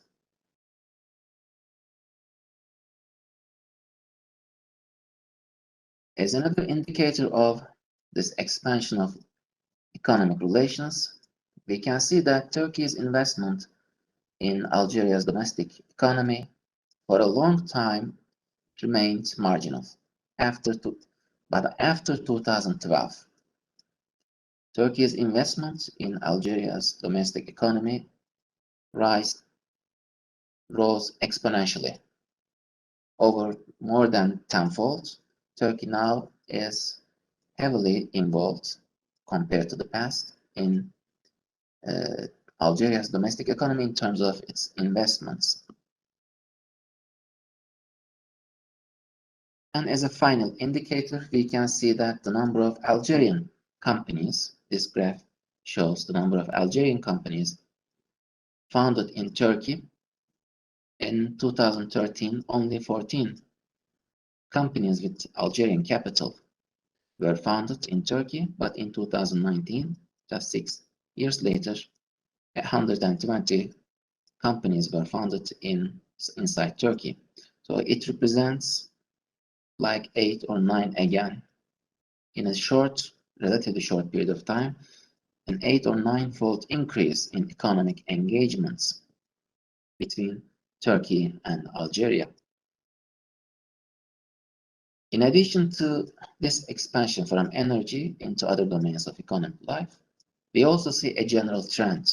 Relations now are expanding from economy into other domains of bilateral relations, and the main cause is the resurgence of regional geopolitics.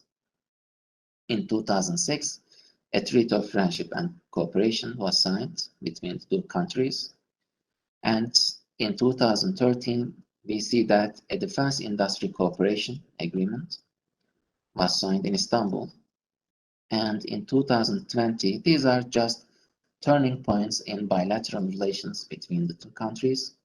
In 2020, an agreement on high-level strategic cooperation council was signed in Algiers. This agreement is yet to be ratified, has not been ratified yet by the Turkish parliament. But we see an increase in the attention and interest of the two sides to this bilateral relationship.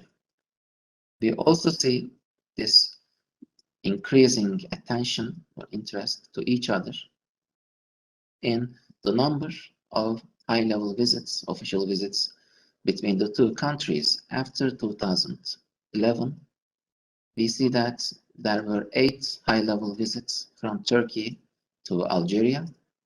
For example, Recep Tayyip Erdogan, as Prime Minister and as President, visited Algeria 4 times in 10 years.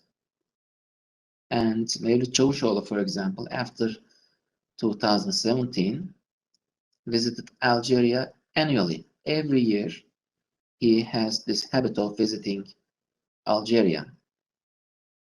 And in response, there were just 2 visits from Algeria to Turkey. So the ratio is 1:4 in the number of visits. It kind of indicates that Turkey is more interested in improving its relations with Algeria than Algeria is in improving its relations with Turkey. 2 developments. What does this resurgence of regional geopolitics mean? 2 developments in regional geopolitics seem to have brought Algeria and Turkey closer in the last decade. One is the Libya issue. For Turkey, Libya represents an unprecedented involvement in North African affairs due to geopolitical considerations. And for Algeria, Libya represents an ongoing chronic instability in an eastern neighbor with serious security implications like border security in terms of border security, internal security or regional security. In addition, there is the France issue. For Turkey, there is an ongoing geopolitical competition with France in multiple areas, from Eastern Mediterranean to West Africa to Sahel. Turkey is in a geopolitical competition with France. And for Algeria, we see that there are unresolved and ongoing diplomatic tensions with the country. So the Libya issue and the France issue, these two developments in regional geopolitics, it can be argued that have brought the two countries closer in the last decade. They constituted an impetus to improve their bilateral relations. And of course, bilateral relations have expanded into the social domain as well. We see, for example, that today Turkish Cooperation and Coordination Agency has a program coordination office in Algiers. And we also see that societal interactions have increased in several areas, such as higher education and tourism. For one example, Quechua Mosque, Quechua Mosque in Turkish, which was built in 1612, was restored by Turkish Cooperation and Coordination Agency, and it was inaugurated by the late Algerian president himself, Abdelaziz Bouteflika, in April 2018. This monument has a very symbolic meaning in terms of the independence of Algeria. There was a massacre of Algerians by French forces. This mosque was converted into a church by the colonial French administration, only to be converted to a mosque again in 1962. So this symbolic monument was restored by Turkey and opened by the Algerian president. And this graph shows the number of Algerian tourists annually visiting Turkey. We see that again there is a six-fold increase in the number of Algerian tourists visiting Turkey in 10 years. However, due to the ongoing coronavirus pandemic, understandably, the number just dropped, but it can be expected to increase again in the future. And this trend also shows that societal interactions between the two countries are on the rise, like other aspects of bilateral relations. So in conclusion, in Turkey-Algeria relations, two simultaneous expansions are observed in the last decade. The first expansion is from energy into other domains of economic relations. And the second expansion is from economy into other domains of bilateral relations. And resurgence of geopolitical considerations, regional geopolitics, is an important parameter in this enhanced or enhancing cooperation between Algeria and Turkey. And in the end, there seems to be a relatively steady shift from a unidimensional relationship to a multidimensional partnership between these two countries. Thank you very much for your patience. Shukran. Thank you, Dr. Ayub. Thank you for sort of also giving us time perhaps to discuss this later. Very, very briefly, just to capture the very rich and interesting paper, Dr. Ayub traced two shifts in Turkish-Algerian relations. One that, as he concluded at the end, that moves from the domain of the of energy to economics, and in that respect, he presented very rich data that illustrates the progression of this relationship. But then he also talked about the latter shift from economics to other domains of bilateral relations. And interestingly, Dr. Ayub sort of hinted at in tracing that relationship, the second shift of the relationship. The trends seem to suggest that Turkey is more interested in this relationship than Algeria, perhaps for multiple reasons. But then he added very insightfully the two developments in the regional geopolitical domains. One pertains to Libya and one to France, and concluded with the social sort of relations between Turkey and including tourism and other aspects. One of the areas that would be of interest to us to discuss and perhaps to follow up on later if we have time is the sort of the commonalities and divergences between Turkey and Algeria on the two regional geopolitical issues, whether there is an agreement or disagreements or divergent views. We know the relationship between Algeria and France has been a tumultuous one of approximation and divergence on some issues. I'm not clear myself on that tumultuous relations. So we would be very eager to hear from you how this is shaped and further articulated in this relationship between Turkey and Algeria. Thank you so much. We wanted to move to the last presentation. Last but not least, I would say, also a very interesting presentation on neo-Ottomanism, or the pursuit of stability, Lebanon and socio-religious approaches in Turkish politics, by Dr. Tuba Yildiz. Dr. Tuba is an assistant professor at Istanbul University, where she's a faculty of theology in the Department of History and Islamic Sects. She graduated from Istanbul University in 2009 and completed her dissertation about the political and legal situation of the Druze and Maronites in the 19th century in 2018.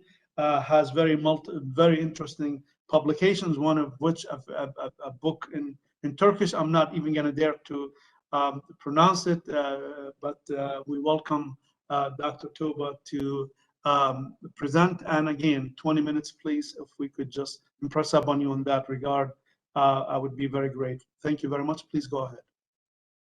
Thank you very much. Good evening, مساء الخير للجميع. First of all, I would like to thank the whole contributors and organizers to provide me with an opportunity to present my paper. In my presentation, I would like to talk about the relationships between Turkey and Lebanon in the past 20 years and the place of the neo-Ottomanism in this relationship. So,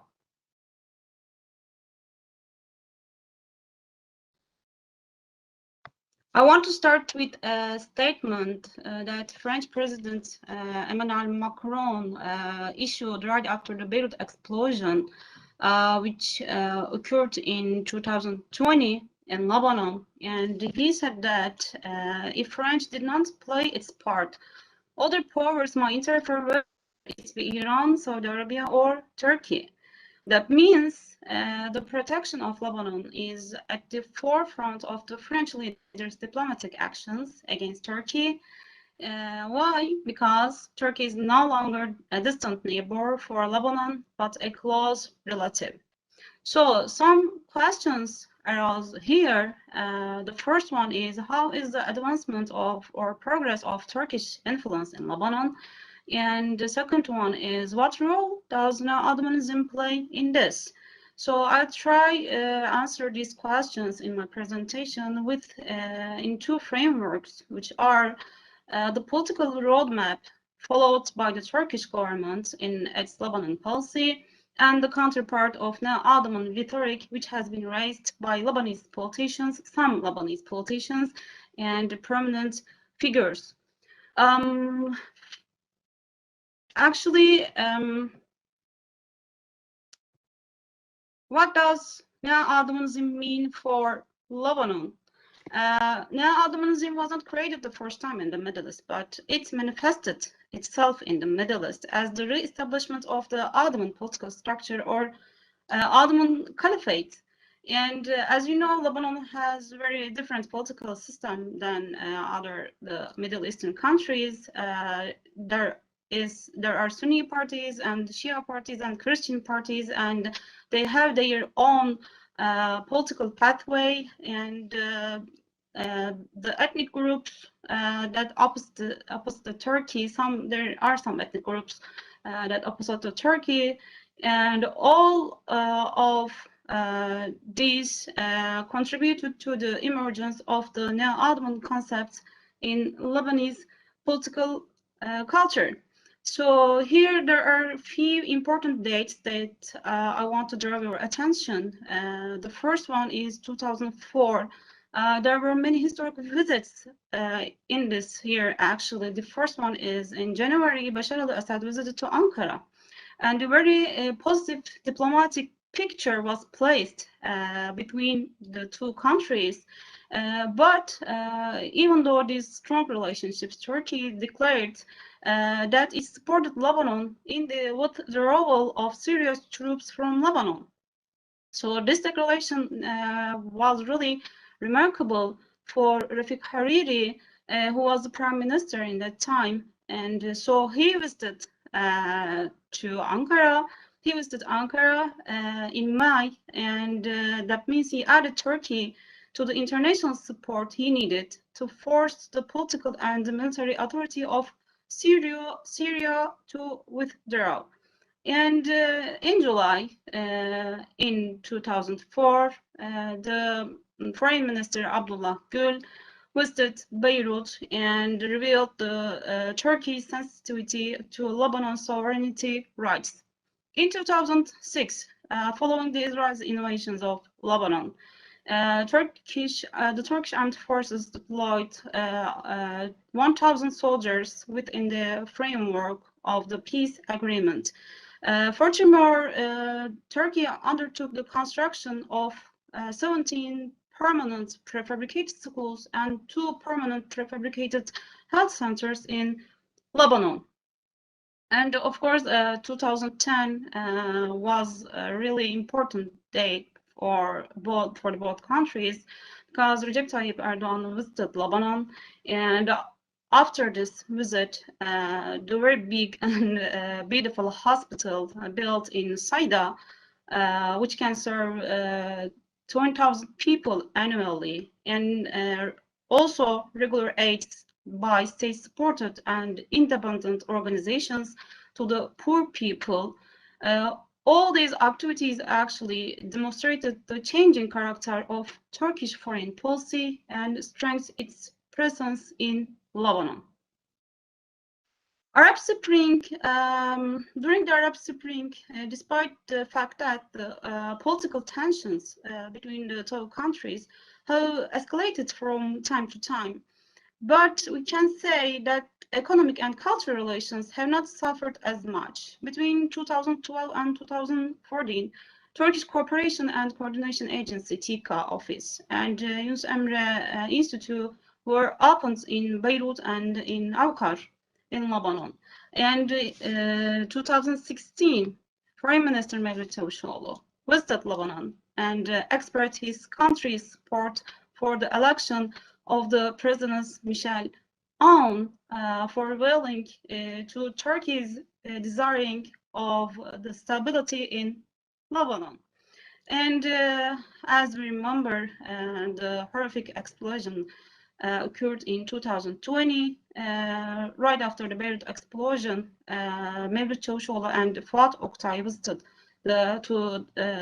the explosion area, and of course the aid sent to Lebanon by various aid organizations, especially TİKA and Afat. And I'm asking the question that I have mentioned at the beginning of my presentation: what role neo-Ottomanism does play in this, and for some Lebanese actor. And I want to start with Michel Aoun, the president of Lebanon. He issued a statement in 2019, right after the Mevlut Çavuşoğlu's visit to Lebanon, in a ceremony that marks 100th anniversary of proclamation of the Greater Lebanon. And he said, and in his speech, and despite being distinguished by a kind of autonomy, its people suffered a lot. Its political format fluctuated between the emirate, the double kaymakam, and the mutasarrifate system. Of course, there are many political and cultural backgrounds behind this statement, but it's really hard to find a historical basis in the statement. Why? Because especially Maronite community, you know, Michel Aoun is a Maronite. Maronite community got stronger than the past, especially during the double kaymakam system and mutasarrifate system. And you know, the president of Lebanon has to be Maronite, and it's actually related to the mutasarrifate system. So now Ottomanism also became a significant factor in the emergence of rivalry between two families of the same sect. As you know, there are two powerful parties represent the Druze community. The Jampalas parties, which is Progressive Socialist Party of Lebanon, and Talal Arslan's is Lebanese Democratic Party. Before I mention their approach to the Neo-Ottomanism, I need to say both families had prominent members who served for the Ottoman Empire. Ali Can Polat Bey, who was the governor of Aleppo in the 17th century, and Kasım Bey Can Polat was educated in the Ottoman Palace, and Nesim Bey Can Polat was a really prominent figure and was the administrator of the Shuf district in the 19th century. Also, Arslan family, some members of Arslan family served the Ottoman Empire as much as the Can Polat's family. Emir Ahmed Arslan, he was the Mount Lebanon's first Druze district governor, which was established in 845. And Emir Shekip Arslan, I think we all know at least something about him, and a descendant of the same family, became a prominent statesman in the Ottoman parliament, and Meclis-i Mebusan represented the Druze, and he helped a lot, for example, Cemal Pasha during the World War I. But there are different approaches of Velid Can Polat and Talal Arslan.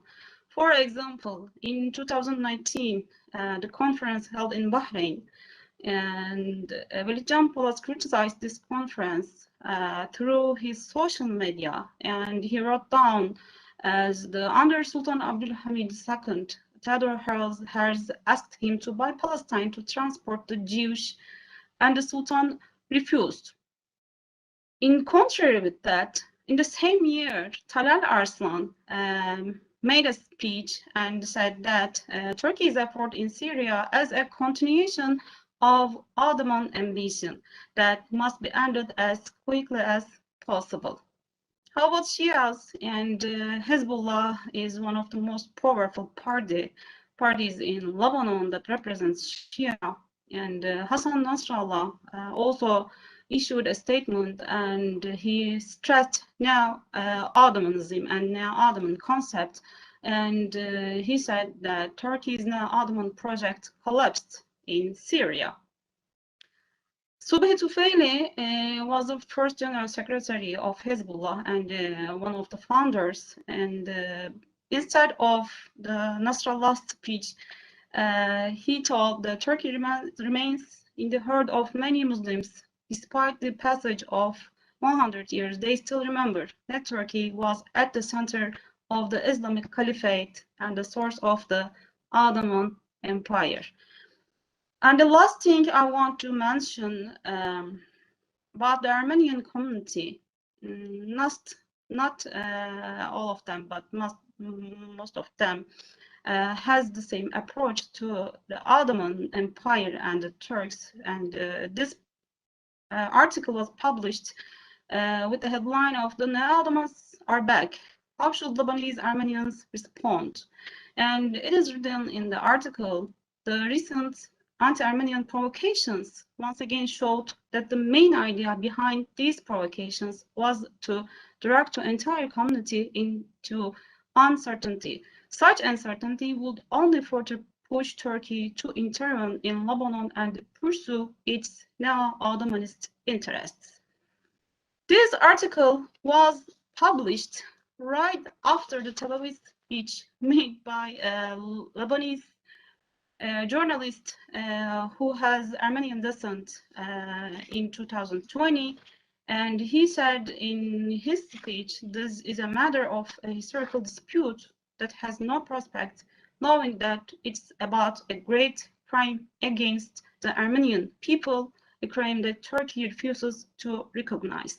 After the speech, some clashes occurred between two groups, the group who support Turkey and the other group consists of Armenians. And then this article was published. And this article, the author claimed this clash is because about the neo-Ottomanist interest.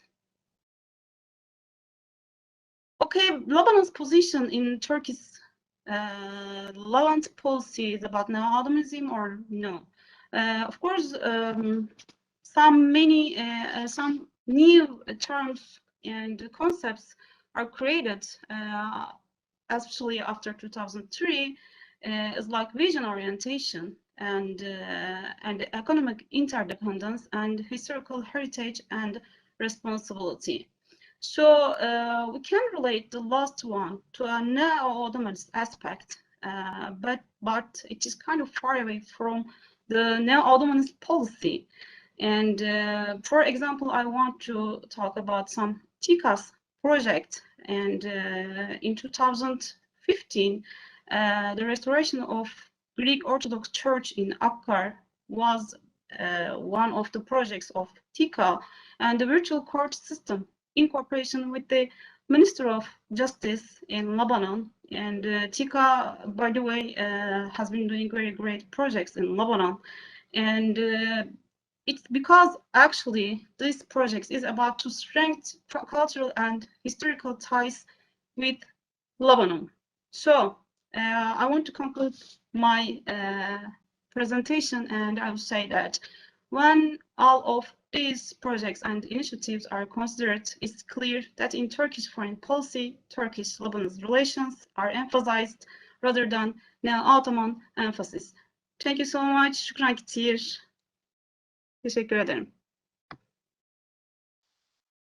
Thank you. It was really quick presentation, but thank you so much. No, thank you. This is very thoughtful and insightful, and thank you, Dr. Tuba. Obviously, this is very provocative presentation in its implication, but also in its presentation. How does neo-Ottomanism shape Turkish-Lebanese relation, if it exists at that level? Dr. Tuba had given us multiple levels, let's say multiple levels of analysis to look into. Michel Aoun as someone who might represent the Maronite, Arsalan and Jumblat, who might sort of reflect the Druze segment, if one can conclude that there is such a homogeneous entity. I mean, obviously Arsalan and Jumblat had divergent views at times on domestic as well as external relations. The Shia and Hassan Nasrallah, the Armenians, and obviously there are some divergences everywhere. And I think the conclusion that Dr. Tuba sort of ended with was very significant, but perhaps short, was that it is not Ottomanism per se, it's perhaps Turkey or Turkish-Lebanese relation that one should focus on. And if that is the case, I hope I did not misunderstand that aspect or did not miss that aspect of your thesis. That is a very interesting proposition, since that many in the Middle East look at Turkey and Turkish sort of quote-unquote interventions in the region as sort of ideological projects, and this would be one of those areas that we can test and go back to as a discussion. We have about 10 minutes. Some of our colleagues, I wanted to thank all the presenters, truly very provocative and very insightful presentations. We literally have about 9 to 10 minutes for any questions that one might have, anything that we should go back to. There was a question from the beginning that was, I believe, directed to our host, Dr. Ali, and if I have it correctly, and I'm not sure I have it on the chat, there was a question about the graphs that you have presented, in which that the bilateral relations between Qatar and Turkey seems to have declined in 2020, while at least for the optics, for the perception of the observer of that relationship, this was a heightened sort of year for the relationship. And the question came as, how do you explain that? Or is it actually the case? Or was there a structural limitation as to why there was a dip in the relationship in the graph as illustrated by your presentation? So we go with you first. Thank you very much, Dr. Mazhar. Very excellent, actually, papers, and the moderating was really excellent. Could you please, Ihsan, give me the share options so that I go back to the slides, if it's possible?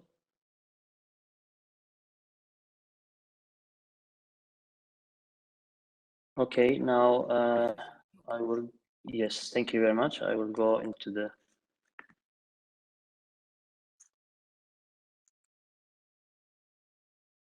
all right. I believe that she was talking, Dr. Asma, about this chart.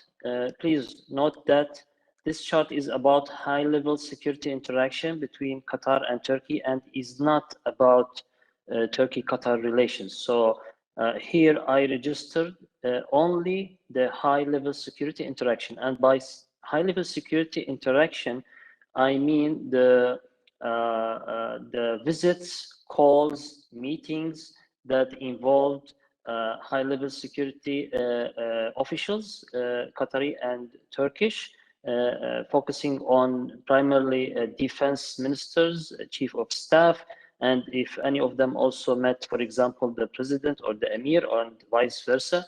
So this chart is only about the security orientation of the relation between Qatar and Turkey. And as we can see here very clear, the general trend is up. So compared to 2013, there is an increase in the high-level interactions, security interactions between Qatar and Turkey. I stressed on the fact that during the crisis times, let's take, for example, 2015, we can see 2017 and 2019, the interaction is actually peaked at these 3 points. Now, why 2015? Because at the end of 2014, both Turkey and Qatar signed the strategic committee agreement and established a high-level committee, strategic committee between them. Also, this was followed by defense alliance between the 2 countries, and that's where the security interactions started to really increase. And we had also the Syrian dimension in the relation between Qatar and Turkey. Both were focusing on some security interaction with Syria at this point. Now, 2017, as you may know very well, we had the Gulf crisis and the Quartet blockade against Qatar. And here was really a critical moment where the Turkish intervention was decisive in terms of foiling a military plan that aimed to topple Emir of Qatar and change the political system, and also prevented the military escalation of the crisis. And 2019, because we had the COVID-19 crisis, if I might say, and security interaction between both sides was really high. But again, at 2020, why it declined, if I may say, from 2019 to 2020? Because at the end of this year, things were like sort of going towards the solution when it comes to the Gulf crisis, and Turkey and Qatar were sort of relaxed when it comes to the security dimension. Additionally, their security relation is already established very well. I mean, it was established in 2015, was tested in 2017, and prevailed in 2019. So there was no security urgency for both sides to, increase the interaction. But still, again, as I said, the general trend is up, as you can see, despite the decline here. So basically, there is, yes, a decline, but I have an updated version of this chart that also shows the 2021, and hopefully we can show it to you later. Now, this is also compatible with the fact that if we go back to this chart is from my paper presented at the Gulf Research meeting in Cambridge.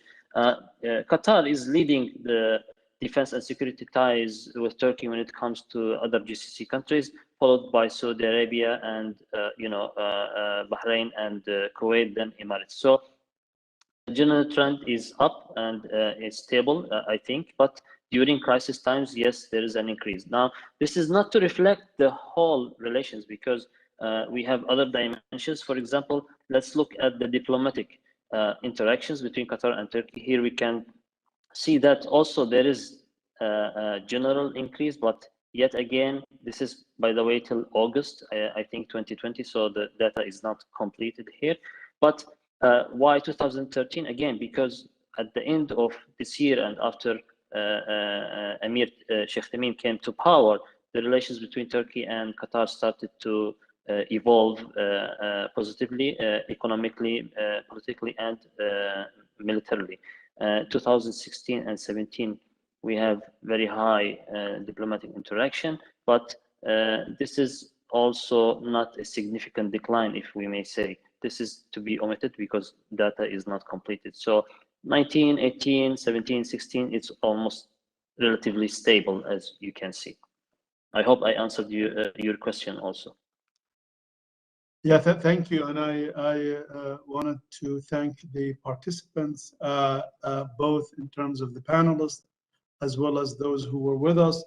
So much actually to ask. I mean, one of the things I wanted to ask Dr. Omar, if in fact the hedging has proved exceptionally wrong and at any level with regard to Turkey's strategic choices in Yemen. For Dr. Ayub, I wanted to know really if Algeria and Turkey have divergent perspective with regard to France, at least.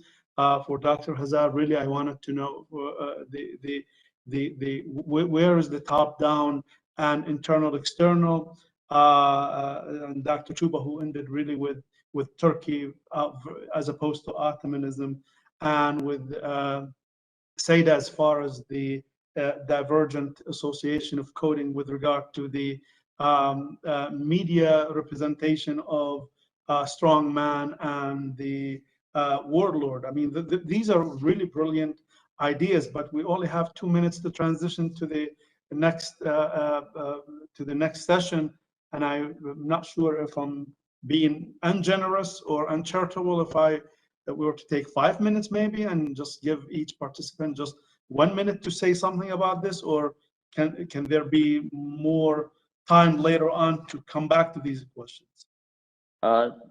Thank you, Dr. Mazhar. Maybe you can give a minute, yes, but we have to say that we don't have a session today, unfortunately. So that's why if they can comment, it would be great. Tomorrow we have 2 sessions, and the day after we have 2 sessions also. So it's up to you. I mean, so can we do 2 minutes, 1 minute per se, literally, because I really do want to take away from the next session. And so Dr. Omar, just with a 1 minute sort of answer. I mean, has there been any exceptional sort of hedging strategic misgivings? Yes or no, perhaps? Thank you very much again. Yeah, hedging was an option and a strategic alternative. Yeah, and I said that it worked well for Turkey. I mean, at least to avoid, as I said, that hedging strategy is to help hedging states to manage two things, gains and risks.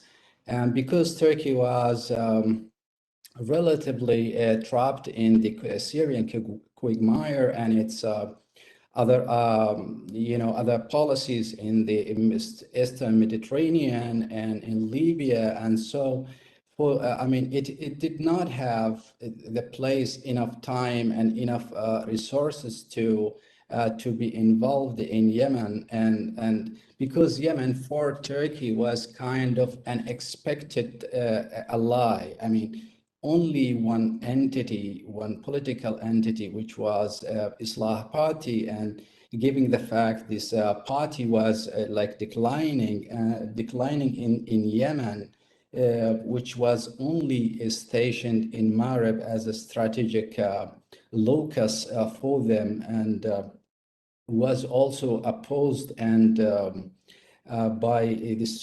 especially by the UAE, and was also blocked and dismantled by its proxy entities like the Southern Transitional Council and some new emerging military forces in the Western Coast, led by General Tariq Saleh, the nephew of the former President Saleh. All these things together could not allow Turkey, to involve directly, but having the option to hedge against both Iran and Saudi Arabia and the UAE. Thank you. We know that Iran was influenced and has been influencing in Yemen, like supporting the Houthis. This is on one side, and on the other side, the anti-Turkey bloc, led by these two entities, as I said, this SCTC and the joint forces stationed in the coastal line, in the western coastal line in Al Hudaydah. And by now, I see, and still, though I hold some doubts about their ideological and political dogmas. Especially after the new transformation and normalization between the UAE and Turkey, and before the GCC reconciliation some months ago. And all these things, for me and personally, I see the hope that we bring something good for Yemen, especially for those anti-Houthi forces. The joint, the southern. Thank you, Dr. Omar. I'm sorry, but we have to move. I'm getting the signals for the time. Thank you so much, Dr. Ayub. Just to perhaps a minute or less on the France, Algeria divergence, or perhaps not so much a divergence. Your mic is muted. There is definitely a divergence, but it relates to mostly identity. It relates to how Algeria and France differently interpret the shared historical experience, which is highly controversial, especially now. The issue is about the recognition of the 1961 massacre in Paris by the French government. It is mostly about identity and history, and there is also some problems about migration, about refugees from Algeria to France. The difference between Algeria's relations with France and Turkey's relations with France is that while the divergence relates to identity in Algeria's case, in Turkey's case, it relates to geopolitics. So the fundamental cause of the divergence is different, but the final outcome is similar. It brings Algeria and Turkey closer together. to have the assistance and support of the other side in their dealings with the French. Thank you very much. Dr. Hazal, just a very, very brief, really very brief, if you could just tell us a little bit about the top-down sort of internal, external articulation of the argument you made. I actually argued that the top-down narratives by the decision makers in both sides influence the process of their foreign policy making, but mostly I focused on the securitization of Turkish foreign policy in Saudi side. We observed that the reconstruction of the regional security narrative in the domestic sphere at the perception of the peoples first, and it appears to be imposed on the society, but I don't interpret the Saudi society or Turkish society as a passive audience, because the governance, Saudi and Turkish governments, paid importance to get their formal acceptance, at least at the discourse level. And in addition to the domestic crisis and economic crisis that Turkish government has been going through, Saudi side also went through a new narrative construction in the domestic sphere, like redefining the Saudi nationalism, like the ambitious development projects, and giving new duties to the Saudi youth. And this all comes as part of controlling their minds in the domestic sphere, and this requires a reconstruction. This requires an active foreign policy making in the region, and given the changing regional security dynamics after November 2020, we saw a perceptual change among the Gulf actors. They don't anymore want political conflicts to overshadow their economic interests or their bilateral relations with the neighbors, Gulf neighbors, and other regional actors, internationally and regionally. And thank you. No, thank you. Makes sense. Thank you very much. Dr. Tuba, just the last, like literally less than a minute. So that last argument you made about Turkey not Ottoman. You're muted. Okay, thank you very much. I wanted to mention or talk about in my presentation about the neo-Ottomanism concept, but because there's something misunderstood concerning the definition of neo-Ottomanism. And so if you Google neo-Ottomanism, the first time you'll see that neo-Ottomanism is a Turkish imperialist foreign policy or something like that. But, as I mentioned in my presentation, neo-Ottomanism wasn't created the first time in the Middle East and or after the 2003. But I tried to mention that there's no demand from any political group or any political party, including the Justice and Development parties, for reinstating or renew the Ottoman dynasty or the Ottoman monarchy in the regions that the Ottoman Empire dominated almost 400 years. And I tried to mention the Turkish politics in Lebanon, different politics in Lebanon than the other some Lebanese politicians of their neo-Ottomanism imagination, and by giving some examples. Thank you so much. Thank you so much. I don't know if Ms. Saeed is still with us. Just one last thought on the difference between the two media representation. Was there any? I mean, it doesn't seem like there is some sort of harmony or arrangement, but certainly there was that implication in the presentation. Yes, in my presentation, actually, I tried to show indirectly that collaboration between Qatar and Turkey from their media organization, that the outlets they are based in. And specifically, I made an emphasis on the text analysis which is providing objective results. And I think in that sense, it is very important. Framing can shape people's behavior, public actions, collective behavior, so that message given in these media outlets are very important. And also text analysis provided us a good indication how those media frames give the message and also silence the collaboration of the Qatar and the Turkey. Thanks so much for listening. Thank you so much. I thank all of you, and apologies to Dr. Ali for, I think we've taken about 8 minutes. Dr. Ali, it's over to you. No, that's perfect. No, that's perfect. That's perfect. Thank you very much, everyone. It was really insightful, very useful and exciting papers. Inshallah, we will make use of them in the later stage. We will be in contact with you to tell you about the process, perhaps at the end of the conference, inshallah. Thank you very much also, Dr. Mazhar. Great to see you, and have a good night, everyone. Thank you. Kolay gelsin and görüşürüz, inshallah. Thank you. Thank you so much. Thank you. Thank you.